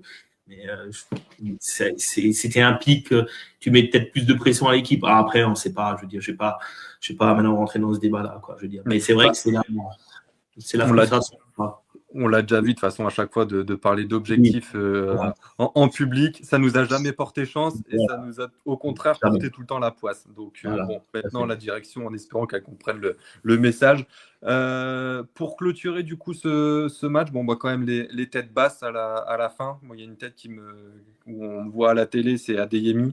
L'impression, le regard dans le vide est complètement désespéré parce que bah, Bah, je je pense que pense qu'il s'en voit un peu personnellement parce que tu le vois sur pas mal de frappes à la fin, tu le vois, il s'en veut, quoi. Hein, je veux dire, de ne pas avoir cadré, d'avoir pas fait le dernier geste qu'il fallait quelquefois. Je ne peux pas lui en vouloir parce qu'il a essayé, quoi. Hein, je veux dire, il n'a vraiment pas eu de chance cette fois-ci. Hein, je veux dire, après, c'est un peu un des seuls qui a vraiment essayé aussi, quoi. Hein, je veux dire, Et sur il a fait tout le match aussi. Ouais, mais bien, franchement, moi je l'ai trouvé. Quand je vois un Ademi comme ça, moi j'aime, quoi. Je veux dire, il me dérange pas, quoi. Je veux dire, bien au contraire, quoi. Je préférais avoir 11 Ademi que certains, hein, je veux dire. Comme a dit Kylian, hein, Svensson, sa deuxième mi-temps. Ouais, horrible. Mais c'est vrai qu'Adeyemi, à la fin, son visage fait peine à voir, mais parce qu'il le sait, en fait. Il sait que ce match-là, 9 fois sur 10, tu le gagnes, en fait. Parce que tu dois cadrer. Mais en fait, tu étais dans un match où tu peux jouer 1 heure de plus, tu continues à tirer dans les tribunes, quoi. Et ça arrive malheureusement. Et ça tombe au pire moment, si tu veux. Mais pour moi, il y a plus de choses encourageantes dans la perspective de l'avenir, immédiat, c'est-à-dire Offenheim, en fait, j'espère que les joueurs ne seront pas trop affectés par cette élimination, parce que le fond de jeu, il y a de l'amélioration par rapport à ce qu'on a vu, quoi. On a vu des matchs à 4 tirs, hein, les gars. On était là tous les 4, hein, et pour débriefer des matchs à 4 tirs. Là, on se les a enchaînés, hein, pendant un moment, hein. Là, franchement, ça s'est donné offensivement. C'était pas parfait, c'était très très loin d'être parfait. Moi, c'est pas le football total que j'aime voir, franchement, ni à la télé ni au stade. Mais même de cette façon-là, les occasions, tu te les es procurées. Tu peux dire ce que tu veux. À la fin, tu finis avec 20 tirs. T'as pas le droit d'encadrer que 4. T'as pas le droit. Et donc, Adeyemi, son regard, il veut tout dire. Ouais. Je vais juste finir sur un truc de la Pokal. Je vais vous donner le mec à la 90e qui a annoncé le temps additionnel. Il s'appelle Norbert Dickel. À la 90e, tu le sentais dans sa voix quand tu es dans le stade. Il faisait « Noch 6 Minuten, Jungen !» et il haranguait le public. Et il se donne. Et tu vois qu'il a les trémolos. N'oubliez pas que ce gars, en 89, ne devait pas jouer la finale. Et il a tout fait pour la jouer. Double infiltration. Il s'est niqué son genou à vie à cause de ça. Et il marque 2 buts. Ce mec a laissé son genou sur le terrain pour que nous, on la gagne la Pokal contre Bremen.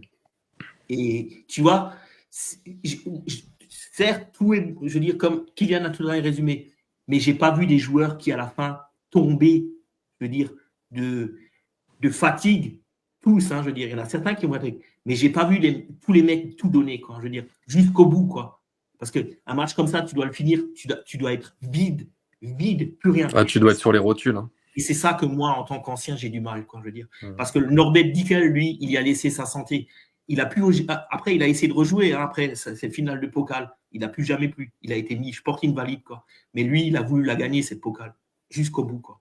Je ne demande pas aux joueurs non plus de faire ce qu'il a fait, quoi. Non. C'est peut-être pas intelligent. Mais dans l'envie, un Norbert Dickel, encore, en a quelquefois plus que certains, quoi. Ah ouais, c'est clair que ça faute. Mais on l'a très bien entendu aussi de la télé avec Dickel quand il a fait l'annonce, et que tout le stade s'est harangué. Si à 6 minutes, tout est encore possible. Bon, je vais juste donner le mot de la fin. Comme les années précédentes, le rêve du Borussia Dortmund de retourner à Berlin est déjà terminé avant les cadeaux de Noël. Donc voilà. Donc la Pokal, c'est fini pour cette année. Écoutez, on reprendra espoir la saison prochaine. Et il reste encore une saison longue et palpitante qui nous attend en Bundesliga et aussi en Champions League. Et on verra un peu ce que ça donnera. Écoutez, on va s'arrêter là sur le match. Je pense qu'on a fait un beau petit tour de là, parce qu'une bonne heure, je pense qu'on bat le record. Bon, il faut dire, il y avait des choses à dire, il y avait de la colère à extérioriser pour tout le monde, et à dire comme ça, tout est dit. À juste titre. À juste titre, tout à fait. Donc, mais des fois, ça fait du bien aussi de dire les choses. Voilà, ouais. Bon, on part sur une petite note positive quand même. C'était déjà dans les tuyaux hier soir, on entendait parler. Alexandre Meyer qui doit prolonger son contrat jusqu'en 2027. Et ça a été officialisé dans l'après-midi. Prolongation donc du coup du gardien réserviste de Gregor Kobel. Donc si je dis pas de bêtises, on est d'accord, on est sur aucun temps de jeu cette saison. Non, pas en match amical, ouais, mais autrement officiel, rien, zéro. Rien du tout. Parce que normalement, des fois, il jouait la Pokal aussi, mais là, ça n'a pas été le cas. Alors du coup, j'ai un peu demandé votre avis, parce que moi, c'est vrai que j'ai été très surpris d'entendre cette prolongation. J'aurais cru vraiment qu'il allait aller au bout de son contrat 2026 et peut-être aller faire une petite pige en Zweit ou stopper. En tout cas, d'après Patrick Berger, il avait des offres de clubs de Bundesliga ou de seconde zone. Il les a refusés pour rester au Borussia Dortmund. Donc déjà, très beau geste de sa part, c'est magnifique. Mais on va en parler après. On va avec les différents gardiens et les contrats qui sont actuellement. Qu'est-ce que vous en pensez de cette prolongation ? Tiens, Franck, je commence avec toi. Pour moi, Alex Mayer est le meilleur remplaçant, le backup en Bundesliga. Hein. Mais ça fait pas Voilà, bien dit ça. C'est déjà quand on l'a pris de Jan Regensburg, c'était déjà un bon gardien. Quand on lui a demandé de faire le job, il l'a fait. Ouais. Quoi qu'en disent certains tweetos, hein, en parenthèse, rien à foutre. C'est un très bon gardien. Pour moi, il serait titulaire dans beaucoup d'équipes en première Bundesliga. Hein, je veux dire, franchement, je suis honoré qu'il reste chez nous. Un peu dommageable pour lui, mais bon, après, on va parler par le cœur de l'écution. Je suis content d'avoir un gardien comme ça. Parce que vraiment, si Kobel se blesse ou notre futur peut-être portier, si Kobel ne reste pas, je sais que derrière, on a vraiment un gars qui est prêt. On a eu à des époques déjà souvent de bons gardiens. Hein. Je commencerai par l'époque où on avait Klose et Teddy Debert. Teddy Debert perd sa place au préfet de Stefan Klose. On a eu un moment la doublette Weidenfeller-Warmuz, Guillaume Warmuz, gardien français, hein, qui a fait le boulot. Hein. On en a eu d'autres tellement. Hein, je veux dire, on a eu toujours des bons gardiens et vraiment honoré et qui reste encore chez nous, quoi, parce que franchement, c'est un gars bien et ouais, top pour nous en tous les cas. Après, personnellement pour lui, je pense que ça aurait été bien qu'il joue peut-être ailleurs. Après, il a quoi? Il a 34 ans, Alex, hein, je crois. 34, c'est ça. Bon, après, un gardien, quelquefois, on en a vu qui ont poussé jusqu'à 40 en faisant des bonnes. Hein, c'est un poste où tu peux quelquefois pousser un peu plus, quoi. Mais je lui souhaite le meilleur chez nous, surtout. Et merci pour tout ce qu'il fait, Dank Alex. Et merci pour cette reconnaissance d'avoir signé chez nous. Parce que ça a été, dans ma journée de merde, aujourd'hui et hier, ça a été vraiment la note positive. Ouais, c'est clair. Ça a été la petite note qui a remis un peu le sourire. Parce que c'est vrai qu'il y a beaucoup, à mon avis, de gardiens que dans différents clubs où, sans temps de jeu comme c'est actuellement, qu'il n'aurait sûrement pas prolongé derrière ça. Vincent, du coup, tu étais content aussi de voir cette petite prolongation de Meyer? Bah déjà, il faut pas oublier que cette personne, quand il a remplacé Kobel l'année dernière, il me semble, ou il y a 2 ans, il avait fait des super belles prestations, notamment un match contre Chelsea, il me semble, en Ligue des Champions, en plus, si je dis pas de bêtises. Et il a refusé des offres. Il a refusé des offres, pardon. Il est resté chez nous. Il prolonge 1 an de plus. Ce gars, rien que son visage, on voit que c'est un super gars. Et moi, je suis très très très content qu'il prolonge. Et puis, quand on voit un petit peu les prestations du gardien qu'on a acheté, qui est en prêt à Heidenheim, je pense que c'est plutôt déjà, je suis content et c'est une bonne nouvelle. Après, je sais pas trop parce que j'ai vu aussi des rumeurs d'un gardien qui serait Karabag. Non, il joue à l'Olympiakos. J'ai vu Tsokalis, il me semble. D'accord, ok, je n'ai pas entendu Ouais. cette rumeur. Ok. Au bon lait de brebis. Voilà. Mais par contre, oui, je suis vraiment content qu'il ait prolongé 1 an et tant mieux pour nous et tant mieux pour lui. Ah, j'ai oublié juste un truc. J'ai oublié un autre gardien que je tenais à féliciter qui a été une super belle doublure chez nous, Mitch Langerak. Ah oui, gardien australien. Australien, Yes. Ouais. Qui était très, très, très bon. Du coup, Kylian, pour le mot de la fin sur cette prolongation. Non, mais vous avez dit l'essentiel, messieurs, je ne vais pas réutiliser vos mots, mais juste le fait que ce que Franck dit, c'est le meilleur gardien backup de la Bundesliga, c'est pas l'avis de Franck et c'est pas le mien, c'est acté en fait en Bundesliga.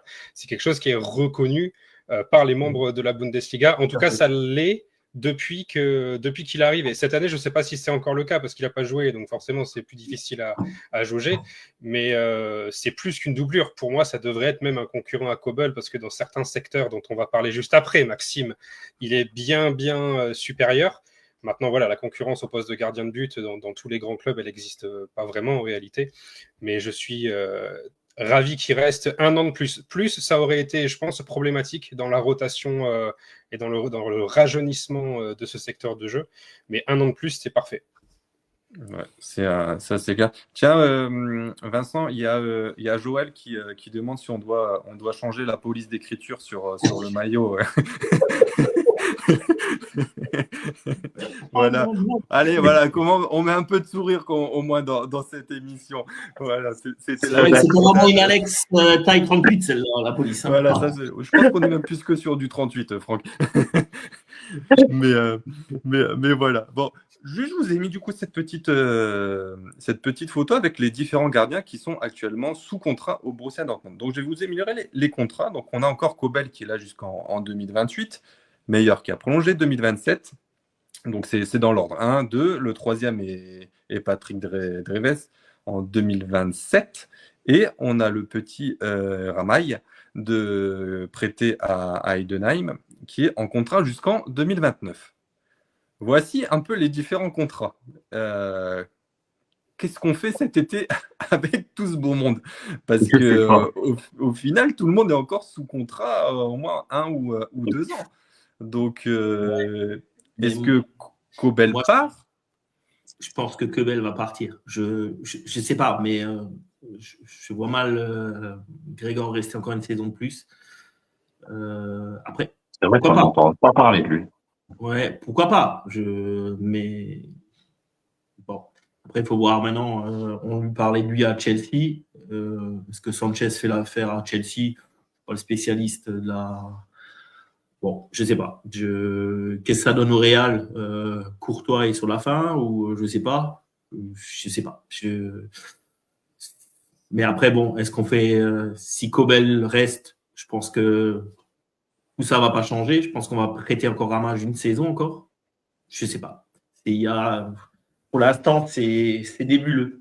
Je Ouais, sais il y a pas. plein de points d'interrogation. Hein. Ouais, beaucoup. Ça, c'est clair sur tout ça. C'est que peut-être le fait de prolonger Meyer rabat un peu les cartes sur différentes choses. Le gros point d'interrogation, c'est l'avenir de Kobel. Qu'est-ce qu'il fait? Est-ce qu'il reste ou est-ce qu'il part? Parce que est-ce que Ramaille va être encore une fois prêté? Parce qu'au final, on l'a acheté en janvier de l'année dernière. Prêté 6 mois à Copenhague, 1 an à Heidenheim. Donc ouais, c'est un grand mystère et un chantier pour le mercato de cet été. Tout ça. Pareil, Oui. Kobel va avoir 28 ans dans quelques jours. Donc, 28 ans. Après, pour un gardien, c'est pas vieux, c'est encore très jeune, quoi, je veux dire. Mais voilà. Est-ce qu'il veut gagner maintenant des titres? Peut-être aussi, tu sais. Bon, je sais pas. La question pour moi est qu'est-ce qu'en pense Kylian? Ouais, voilà. Qu'est-ce que t'en penses, toi, Kylian? Et après, je demanderai à Vincent. Je pense que le plus probable, c'est que Kobel reste 1 an pour une dernière année. Et donc, fin d'année prochaine, Kobel est vendu, Mayer s'en va, Dreves aussi, et tu récupères Ramaille d'un 3e prêt que tu enclenches peut-être potentiellement toujours à Heidenheim, ce serait l'idéal, je pense. Pour moi, c'est le plus probable. Que Kobel parte cet été, c'est une possibilité, mais je vois en personne la possibilité d'être numéro 1, à part peut-être Mayer, c'est vrai, mais en fait, son manque de temps de jeu, moi, me pose problème. Donc, étant donné que Kobel reste en 2028, c'est pas lui qui a les cartes entre les mains. Donc, si Kell, Ricken, Kramer veulent être intelligents, ils gardent Kobel une dernière année, ils envoient Ramaille en prêt et ils laissent partir les 2 autres libres à l'été 2027. Enfin, moi, c'est ce que je ferais personnellement. Ouais, juste la différence que je mets, si Heidenheim descend, je pense pas qu'on le laissera à Heidenheim encore une saison pour jouer en Bundesliga 2. Je pense qu'on va quand même essayer de le mettre dans une équipe qui joue peut-être même à l'étranger une saison, quoi, hein, je veux dire. Mais Et l'Europe aussi, je pense, parce que c'était déjà un peu l'objectif avec Copenhague. Et il a besoin d'avoir du temps de jeu dans une équipe qui est déjà un titulaire et qui joue une compétition européenne, que ce soit l'Europa ou la Conférence ou Ligue des Champions. Pourquoi pas? C'est plus compliqué. Vincent, tu es d'accord avec Kylian? Alors moi je pense que ça risque, alors pas vraiment. Je pense que ça risque d'être un petit peu plus compliqué. Alors moi, c'est sûr que si ça tiendrait qu'à moi, je garde Kobel et ça reste la hiérarchie des gardiens reste comme elle est, hein, avec Ramaille que tu continues de prêter encore une saison à Heidenheim ou dans un autre club. Mais quoi qu'il en soit, même si maintenant on vend Kobel, il y a absolument rien qui t'oblige à prendre que ce soit Meyer ou que ce soit Ramaille, gardien numéro 1. Il y a absolument rien qui t'y oblige et c'est même peu probable pour moi, pour la bonne et simple raison que Meyer il est sur tout doucement sur je pense sur plus à la sortie que de l'entrée, on va dire. Et Ramaille, au vu des prestations, je pense que les dirigeants regardent quand même ce qu'il fait. Il n'a pas des bonnes prestations. Hein. En tout cas, de ce que j'ai vu et de ce que je vois, moi, je ne vois pas des bonnes. Hein. Et moi, je pense plus qu'on va aller chercher un autre gardien. Si Kobel s'en va. C'est ça le problème. Le problème que j'ai, c'est ça. C'est que si tu vends Kobel et que tu vas chercher un autre gardien, du coup, tu n'as pas résolu ton problème, en fait. Tu reviens à la case départ. C'est vrai. Bien et sûr. c'est pour ça que je pense que c'est pas ce qu'il faut. bizarre aussi, c'est que Dortmund ferait confiance tout de suite à Ramaille. Je ne pense pas. Regardez la hiérarchie des gardiens. Regardez tous les gardiens qu'on a eus. On a eu rarement des petits noms de gardiens. Hein. Ouais. Hein, on a eu des Lehmann. Hein, on a eu Weidenfeller qui a fait une grande partie. Je veux dire, on a rarement eu des gardiens. Je veux dire, donc on a souvent eu des gardiens dominants quand même. Je veux dire.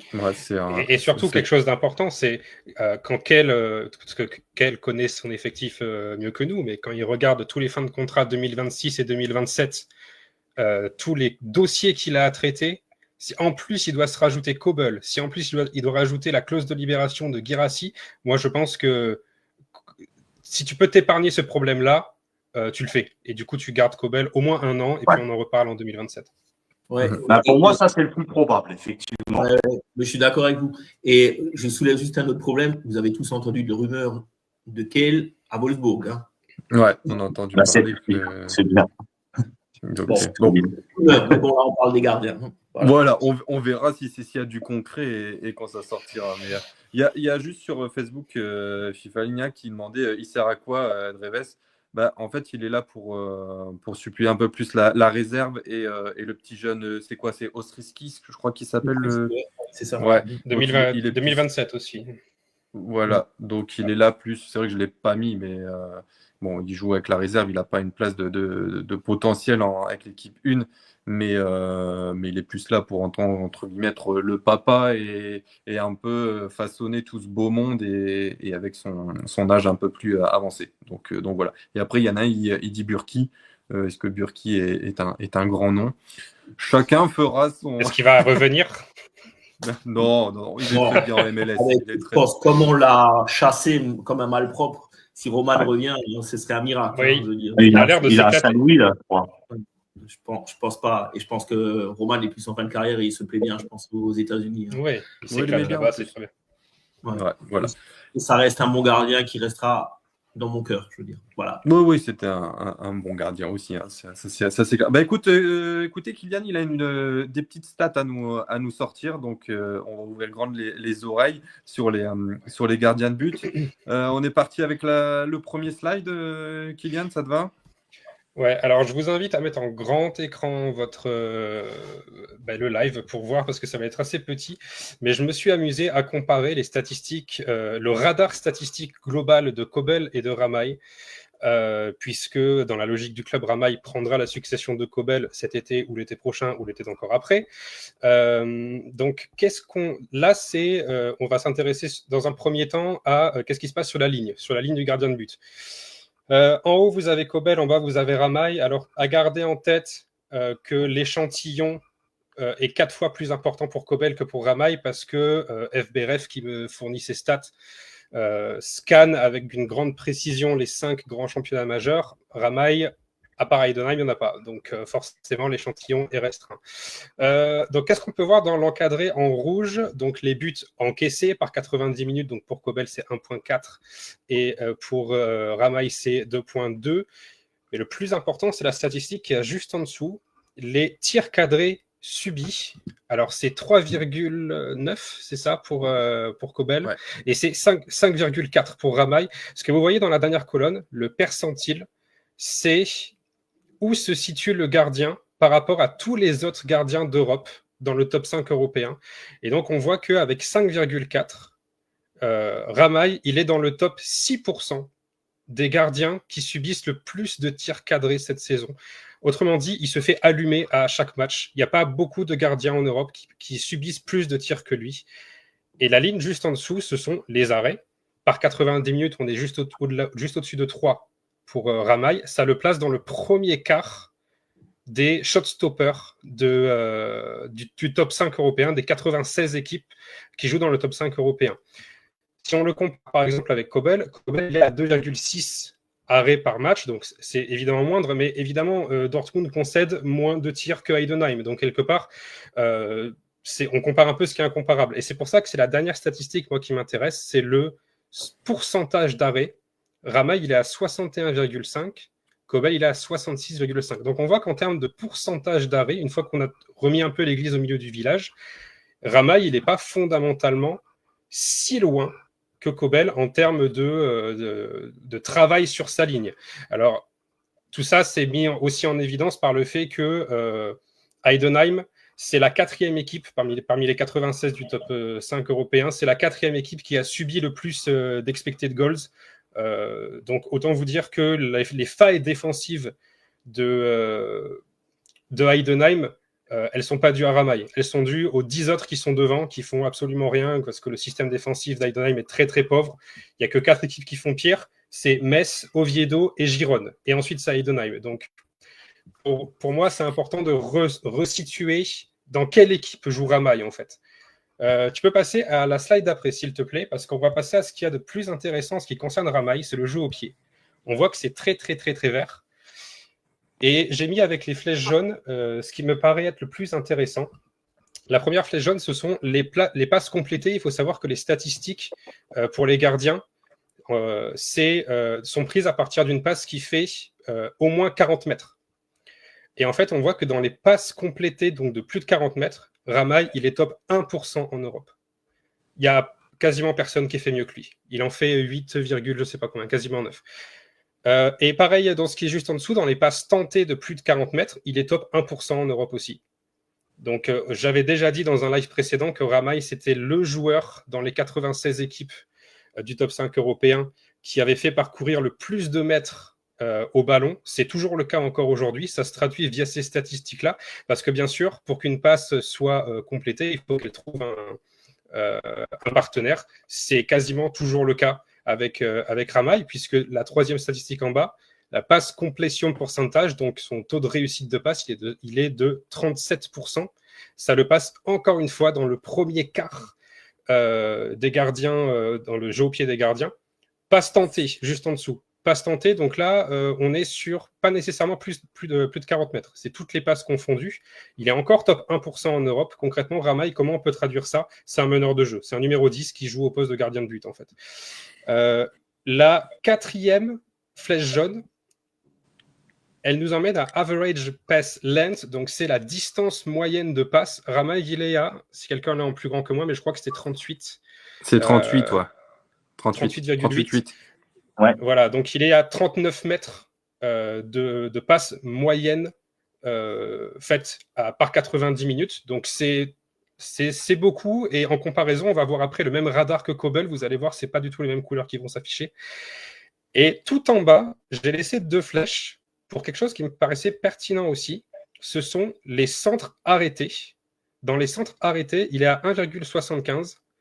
Il est dans le top 1% Europe, encore une fois.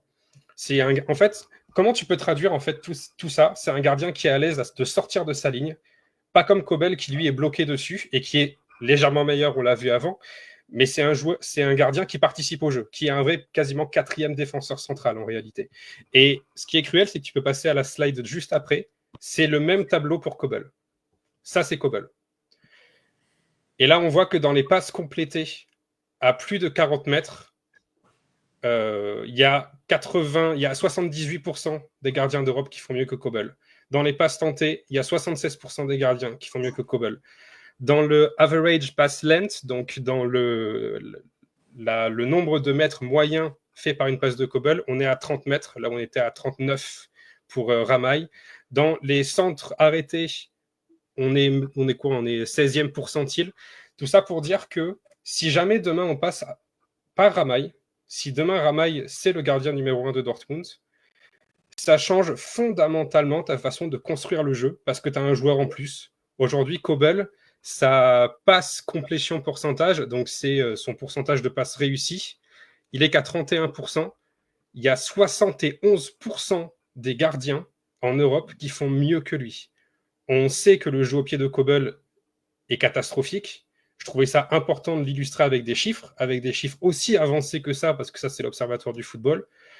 Et ça me paraissait important de remettre un peu l'église au milieu du village concernant Ramaille, parce que s'il prend autant de buts, c'est parce que c'est Heidenheim qui est défectueux et pas lui. Lui, il fait un travail correct, parce qu'en réalité, en XG, ils ont subi 27 buts théoriques et ils ont subi 27 buts réels aussi. Donc, c'est pas un gardien qui est sous-performant, c'est pas un gardien qui est surperformant non plus. Mais par contre, dans ses forces, on a peut-être enfin trouvé un gardien où ses meilleures mains, c'est ses pieds. Voilà, messieurs. Voilà. Ok. Écoute, merci, merci Kylian pour cet instant stat Prenez ça dans les dents. très intéressante. Et je pense que si Kobel voit l'émission, il part à l'entraînement de suite. Donc voilà. Écoutez, c'était voilà, le petit tour sur la prolongation de Meyer et aussi les comparaisons et les différents gardiens qui sont actuellement à Dortmund. On va finir avant de passer à la chronique de Franck, la rencontre qui nous attend dimanche du coup à 17h30 contre le TSG Hoffenheim. Donc on va dire l'équipe surprise un peu maintenant on va commencer à parler de première partie de saison, parce qu'on commence un peu à s'y rapprocher. Cette victoire de nul de défaite en Bundesliga, une place de 5e avec 23 points, donc encore une rencontre très importante parce que Dortmund est actuellement 3e. Faut pas oublier quand même qu'ils sont quand même sur 6 matchs sans défaite, donc très très très solide. Un entraîneur, Christian Ilzer, qui s'est fait connaître un peu avec le Sturm Graz, qui a mis sa patte et ça fonctionne bien. Bon. Au niveau des confrontations entre les deux équipes, on est sur 37 matchs, quand même 18 victoires pour Dortmund, 11 nuls, 8 défaites. Les 5 derniers matchs tournent aussi en faveur du Borussia Dortmund, 3 victoires, 1 nul, 1 défaite. Et je pense que cette défaite, Franck, tu étais sur place, c'était le 3-2. Ouais. Il fait mal celui-là. C'était juste avant Noël en plus. C'est ça. Il piquait un peu. Vincent, qu'est-ce que t'en penses de cette rencontre et des attentes? La victoire, hein, ça c'est clair. Mais par contre, j'ai mis quand même des doutes parce que cet adversaire-là, on voit que oui, comme vous l'avez dit, hein, c'est l'équipe surprise de cette année. Moi, je les aurais parié plus dans le ventre mou. Hein. Je sais pas si tu peux me rappeler la place qu'ils occupent actuellement. 5e. 5e. Voilà. Donc voilà. Et après. Moi, je n'espère juste pas le score que j'ai vu l'année dernière, parce que celui-là, il m'avait fait mal. J'avais fait le déplacement tout seul. Il me semble qu'on gagne 2-0. Franck, si tu peux me confirmer. Où? Chez nous? Ouais. Non, c'est à Hoffenheim, la défaite, le 3-2. Non, on gagne. Non, c'est chez nous, pardon. Nous, on gagne à Hoffenheim 3-2. Hein. Ouais. Ouais. Chez nous, on perd aussi, hein, l'année dernière. Hein. Ouais, mais on a gagné chez eux l'année dernière. C'est là où il y a le but de Choupo-Moting qui fait, enfin pas de Choupo-Moting, d'Anton, la faute de Choupo. On gagne chez eux, c'est l'avant-dernière journée 3-2, sur une décision arbitrale un peu contestable et sur le choc d'Oliver Baumann. Mais chez nous, je sais plus. Oui, là, c'est ça. C'est ça, je me rappelle. Nul 1-1. 1-1, ouais, c'est ça. C'est ça, ouais, c'est le 1 partout. Joël y était sur ce match-là, le 1 partout. Ouais. Oui, c'était ça. Après, ils ont un entraîneur qu'ils ont mis en place l'an dernier, qui commence maintenant à produire son effet, quoi, on va dire. Ils ont quelques joueurs intéressants, hein, Tim Lemperley devant, un ancien de Cologne, et le joueur qui est sur les radars de Dortmund, Aslani, qui était l'année dernière en D2 à Evelsberg, et qui est un bon joueur, quoi. Et ils ont quelques petits joueurs là qui sont voilà, qui sont intéressants, quoi. Après, bon, ils ont Oliver Baumann dans les buts. Ouais. Voilà. Bon, c'est le gardien de l'équipe d'Allemagne en attendant que Neuer fasse ses matchs officiels.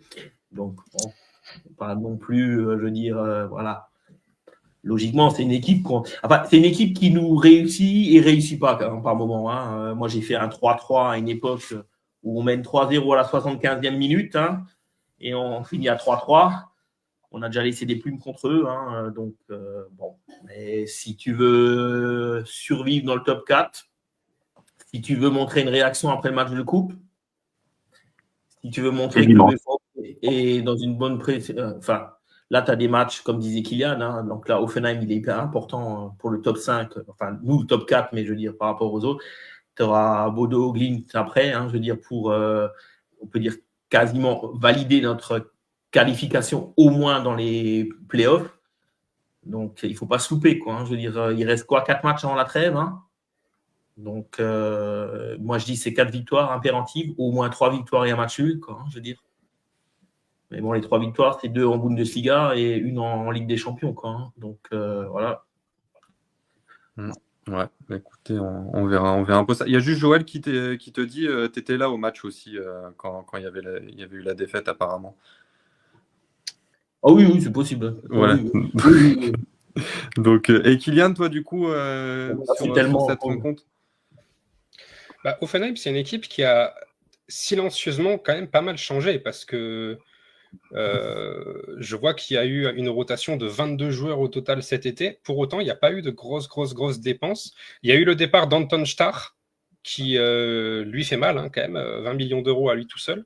Mais après, ça n'a pas recruté non plus des stars. C'est un projet très silencieux. Alors c'est marrant, dans leur effectif, ils ont 8 défenseurs centraux et ils ont 8 buteurs. Donc de là, a priori, ça joue en 4-3-3. On sait qu'Adam Lozek est blessé, et il est blessé depuis longtemps et pour longtemps. En dehors de lui, l'équipe est quasi au complet. Je crois qu'il y a juste un défenseur central que je ne connais pas, qui s'est fait les croisés. Mais dans l'absolu, c'est des joueurs qui n'ont pas une cote folle. Il y a des joueurs, moi j'adore Alexander Pras par exemple, qui est leur latéral gauche avec l'Autriche. Lui j'aime beaucoup.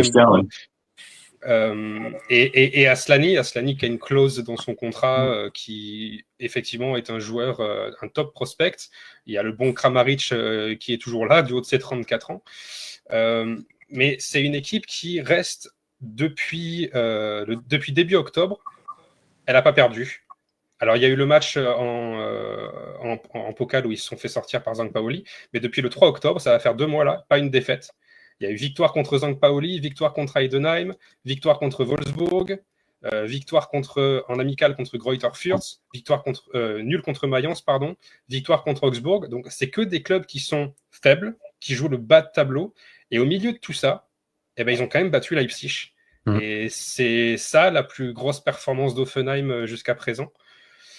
Je pense que c'est faisable. Honnêtement, je pense que c'est faisable parce qu'après, même si tu regardes leur ratio but marqué, but encaissé, ils sont à 25-17. Ça les place grosso modo à Stuttgart, par exemple, à 21-17. Leverkusen est à 28-17. Donc, c'est grosso modo le même ratio. Je pense que la victoire est possible, d'autant qu'on est à domicile. Mais le 11 de Kovac, là, il va vraiment falloir une vraie maîtrise de l'humain. Et je pense que Kovac est quelqu'un de très intelligent. De toute façon, pour avoir été joueur de foot à ce niveau-là, puis entraîneur, avoir une telle longévité, il faut avoir un QI foot au-dessus de la moyenne, et je pense qu'il l'a. Mais humainement, là, il va falloir gérer le moral. Parce que dans la même semaine de t'être fait sortir de la Pokal, tu vas jouer au Offenheim, qui est une équipe qui a des armes que tu ne connais pas. Difficile à préparer. Mais j'ai confiance en mon coach, donc je vise la victoire pour dimanche. D'accord. Ok. Écoute, on verra ça. Donc dimanche 17h30, il y aura pour les Galiches Joël, la première dame, je crois, qui est de sortie aussi. Et oh merde, excellent. Et Vincent aussi, également sur place. Donc voilà, je pense que c'est les 3. Avant de te donner la parole, Franck, un petit mini-quiz. Est-ce que vous êtes capable de me donner les transferts qui ont eu lieu entre Hoffenheim et le Borussia Dortmund? Donc, on part de Hoffenheim et on va vers le Borussia Dortmund. Bayer. Ouais. Schulz. Tout Oui. à fait. Bien joué. Et un autre arrière gauche qui nous a marqué un but égalisateur contre Fribourg, le 2-2. Laisse les mariner, moi je l'ai, mais bon. Ben oui, je sais que tu l'as de toute façon. Est-ce que le premier, l'un des premiers, tu l'as aussi? Le premier, avant. Alors, oh, je dois l'avoir aussi. Un petit indice, il est en Italie. Et maintenant, si je dis pas de bêtises. L'arrière? Oui, l'arrière. Oui, l'arrière, il est en Italie. Oui. Tu peux nous donner une nationalité? Allemand. Ah, c'est un Allemand. Ouais, allemand. Lui, il est parti à Sassuolo, non? C'est ça. Oui, Ah, bien. Tolian. Jérémy Tolian. Voilà. Voilà. Voilà. Bien joué. Et il y en a encore un petit en 2011. Oh, putain, là, je vois pas. Attends, pardon, mais Passlack, il n'a pas été prêté à Hoffenheim? Ouais, mais c'est l'inverse. Là, Ouais, c'est l'inverse. Là, on te demande de. Ouais. Alors, Ah, c'est encore un mec qu'on a acheté là-bas? oui, alors, par contre, il est arrivé de leur équipe des U19. Oh, c'est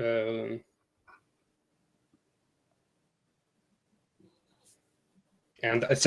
latéral gauche? Ailier. Ah, c'est un ailier.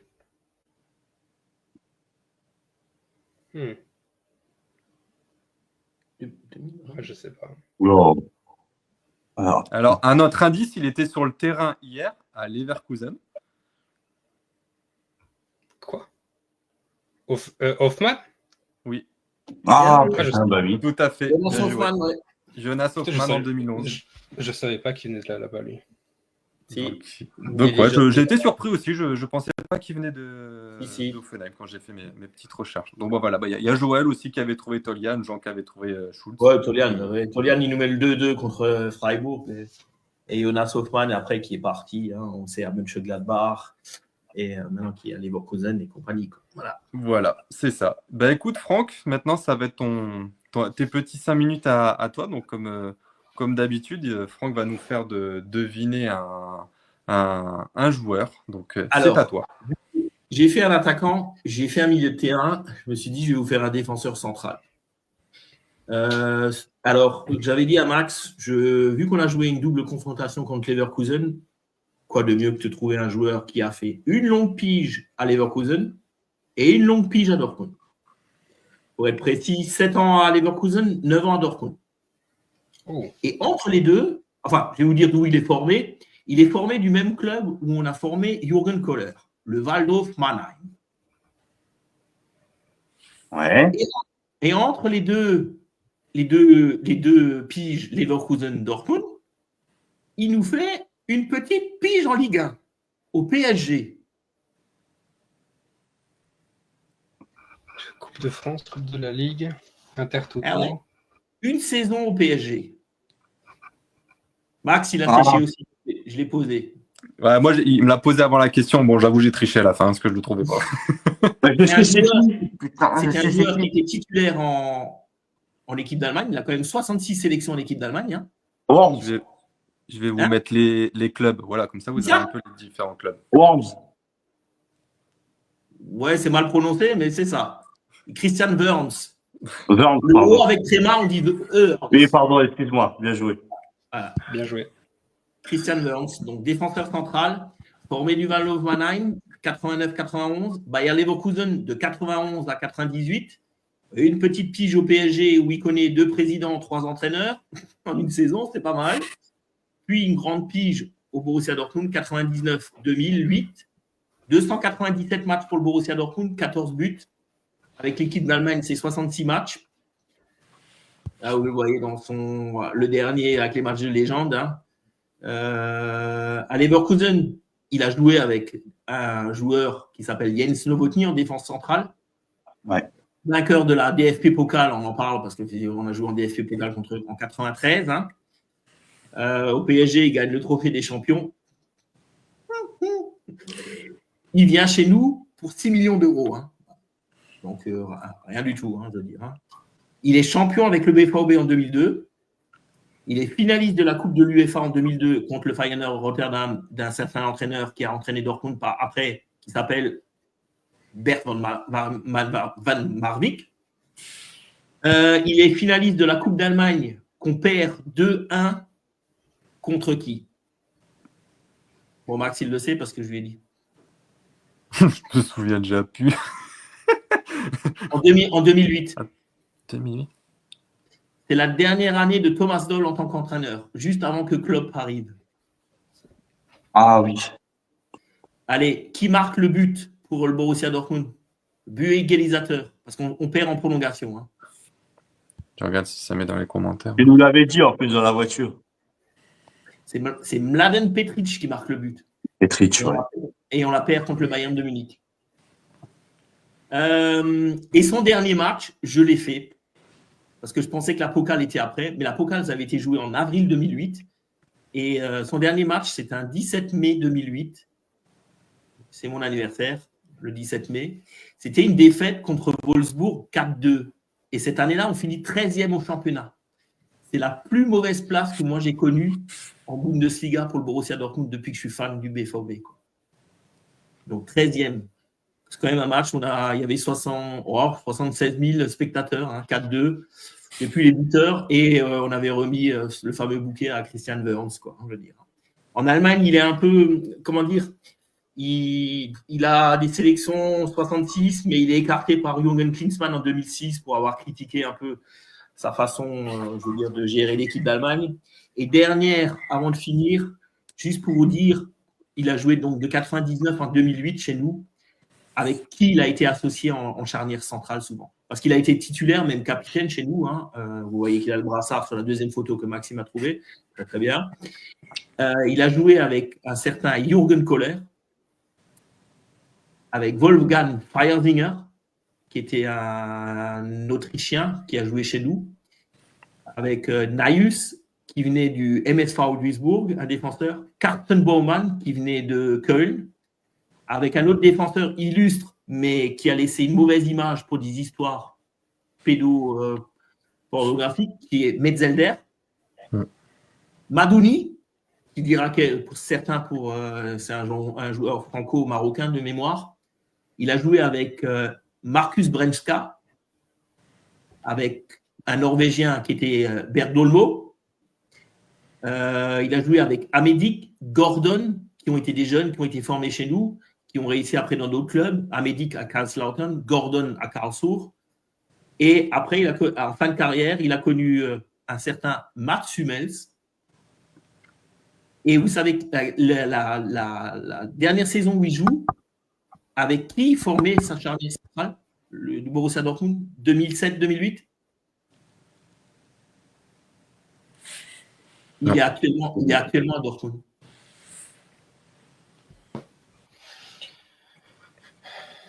Allez, cherchez pas trop longtemps. C'est Robert Kovac, le frère. Ah, le frère. Okay. Robert Kovac fait une saison à Dortmund et c'est la dernière saison où joue Christian Wörns en tant que défenseur central. Voilà, c'était la charnière titulaire de cette saison. Voilà, bah écoutez, c'était la petite chronique du vieux Borussia avec Franck. Par contre, je ne savais pas qu'il avait été formé à Mannheim. Oui, Waldorf Mannheim. Voilà. Bah écoutez, on a fait un beau petit tour, une belle petite émission. Bon, je voulais juste finir avec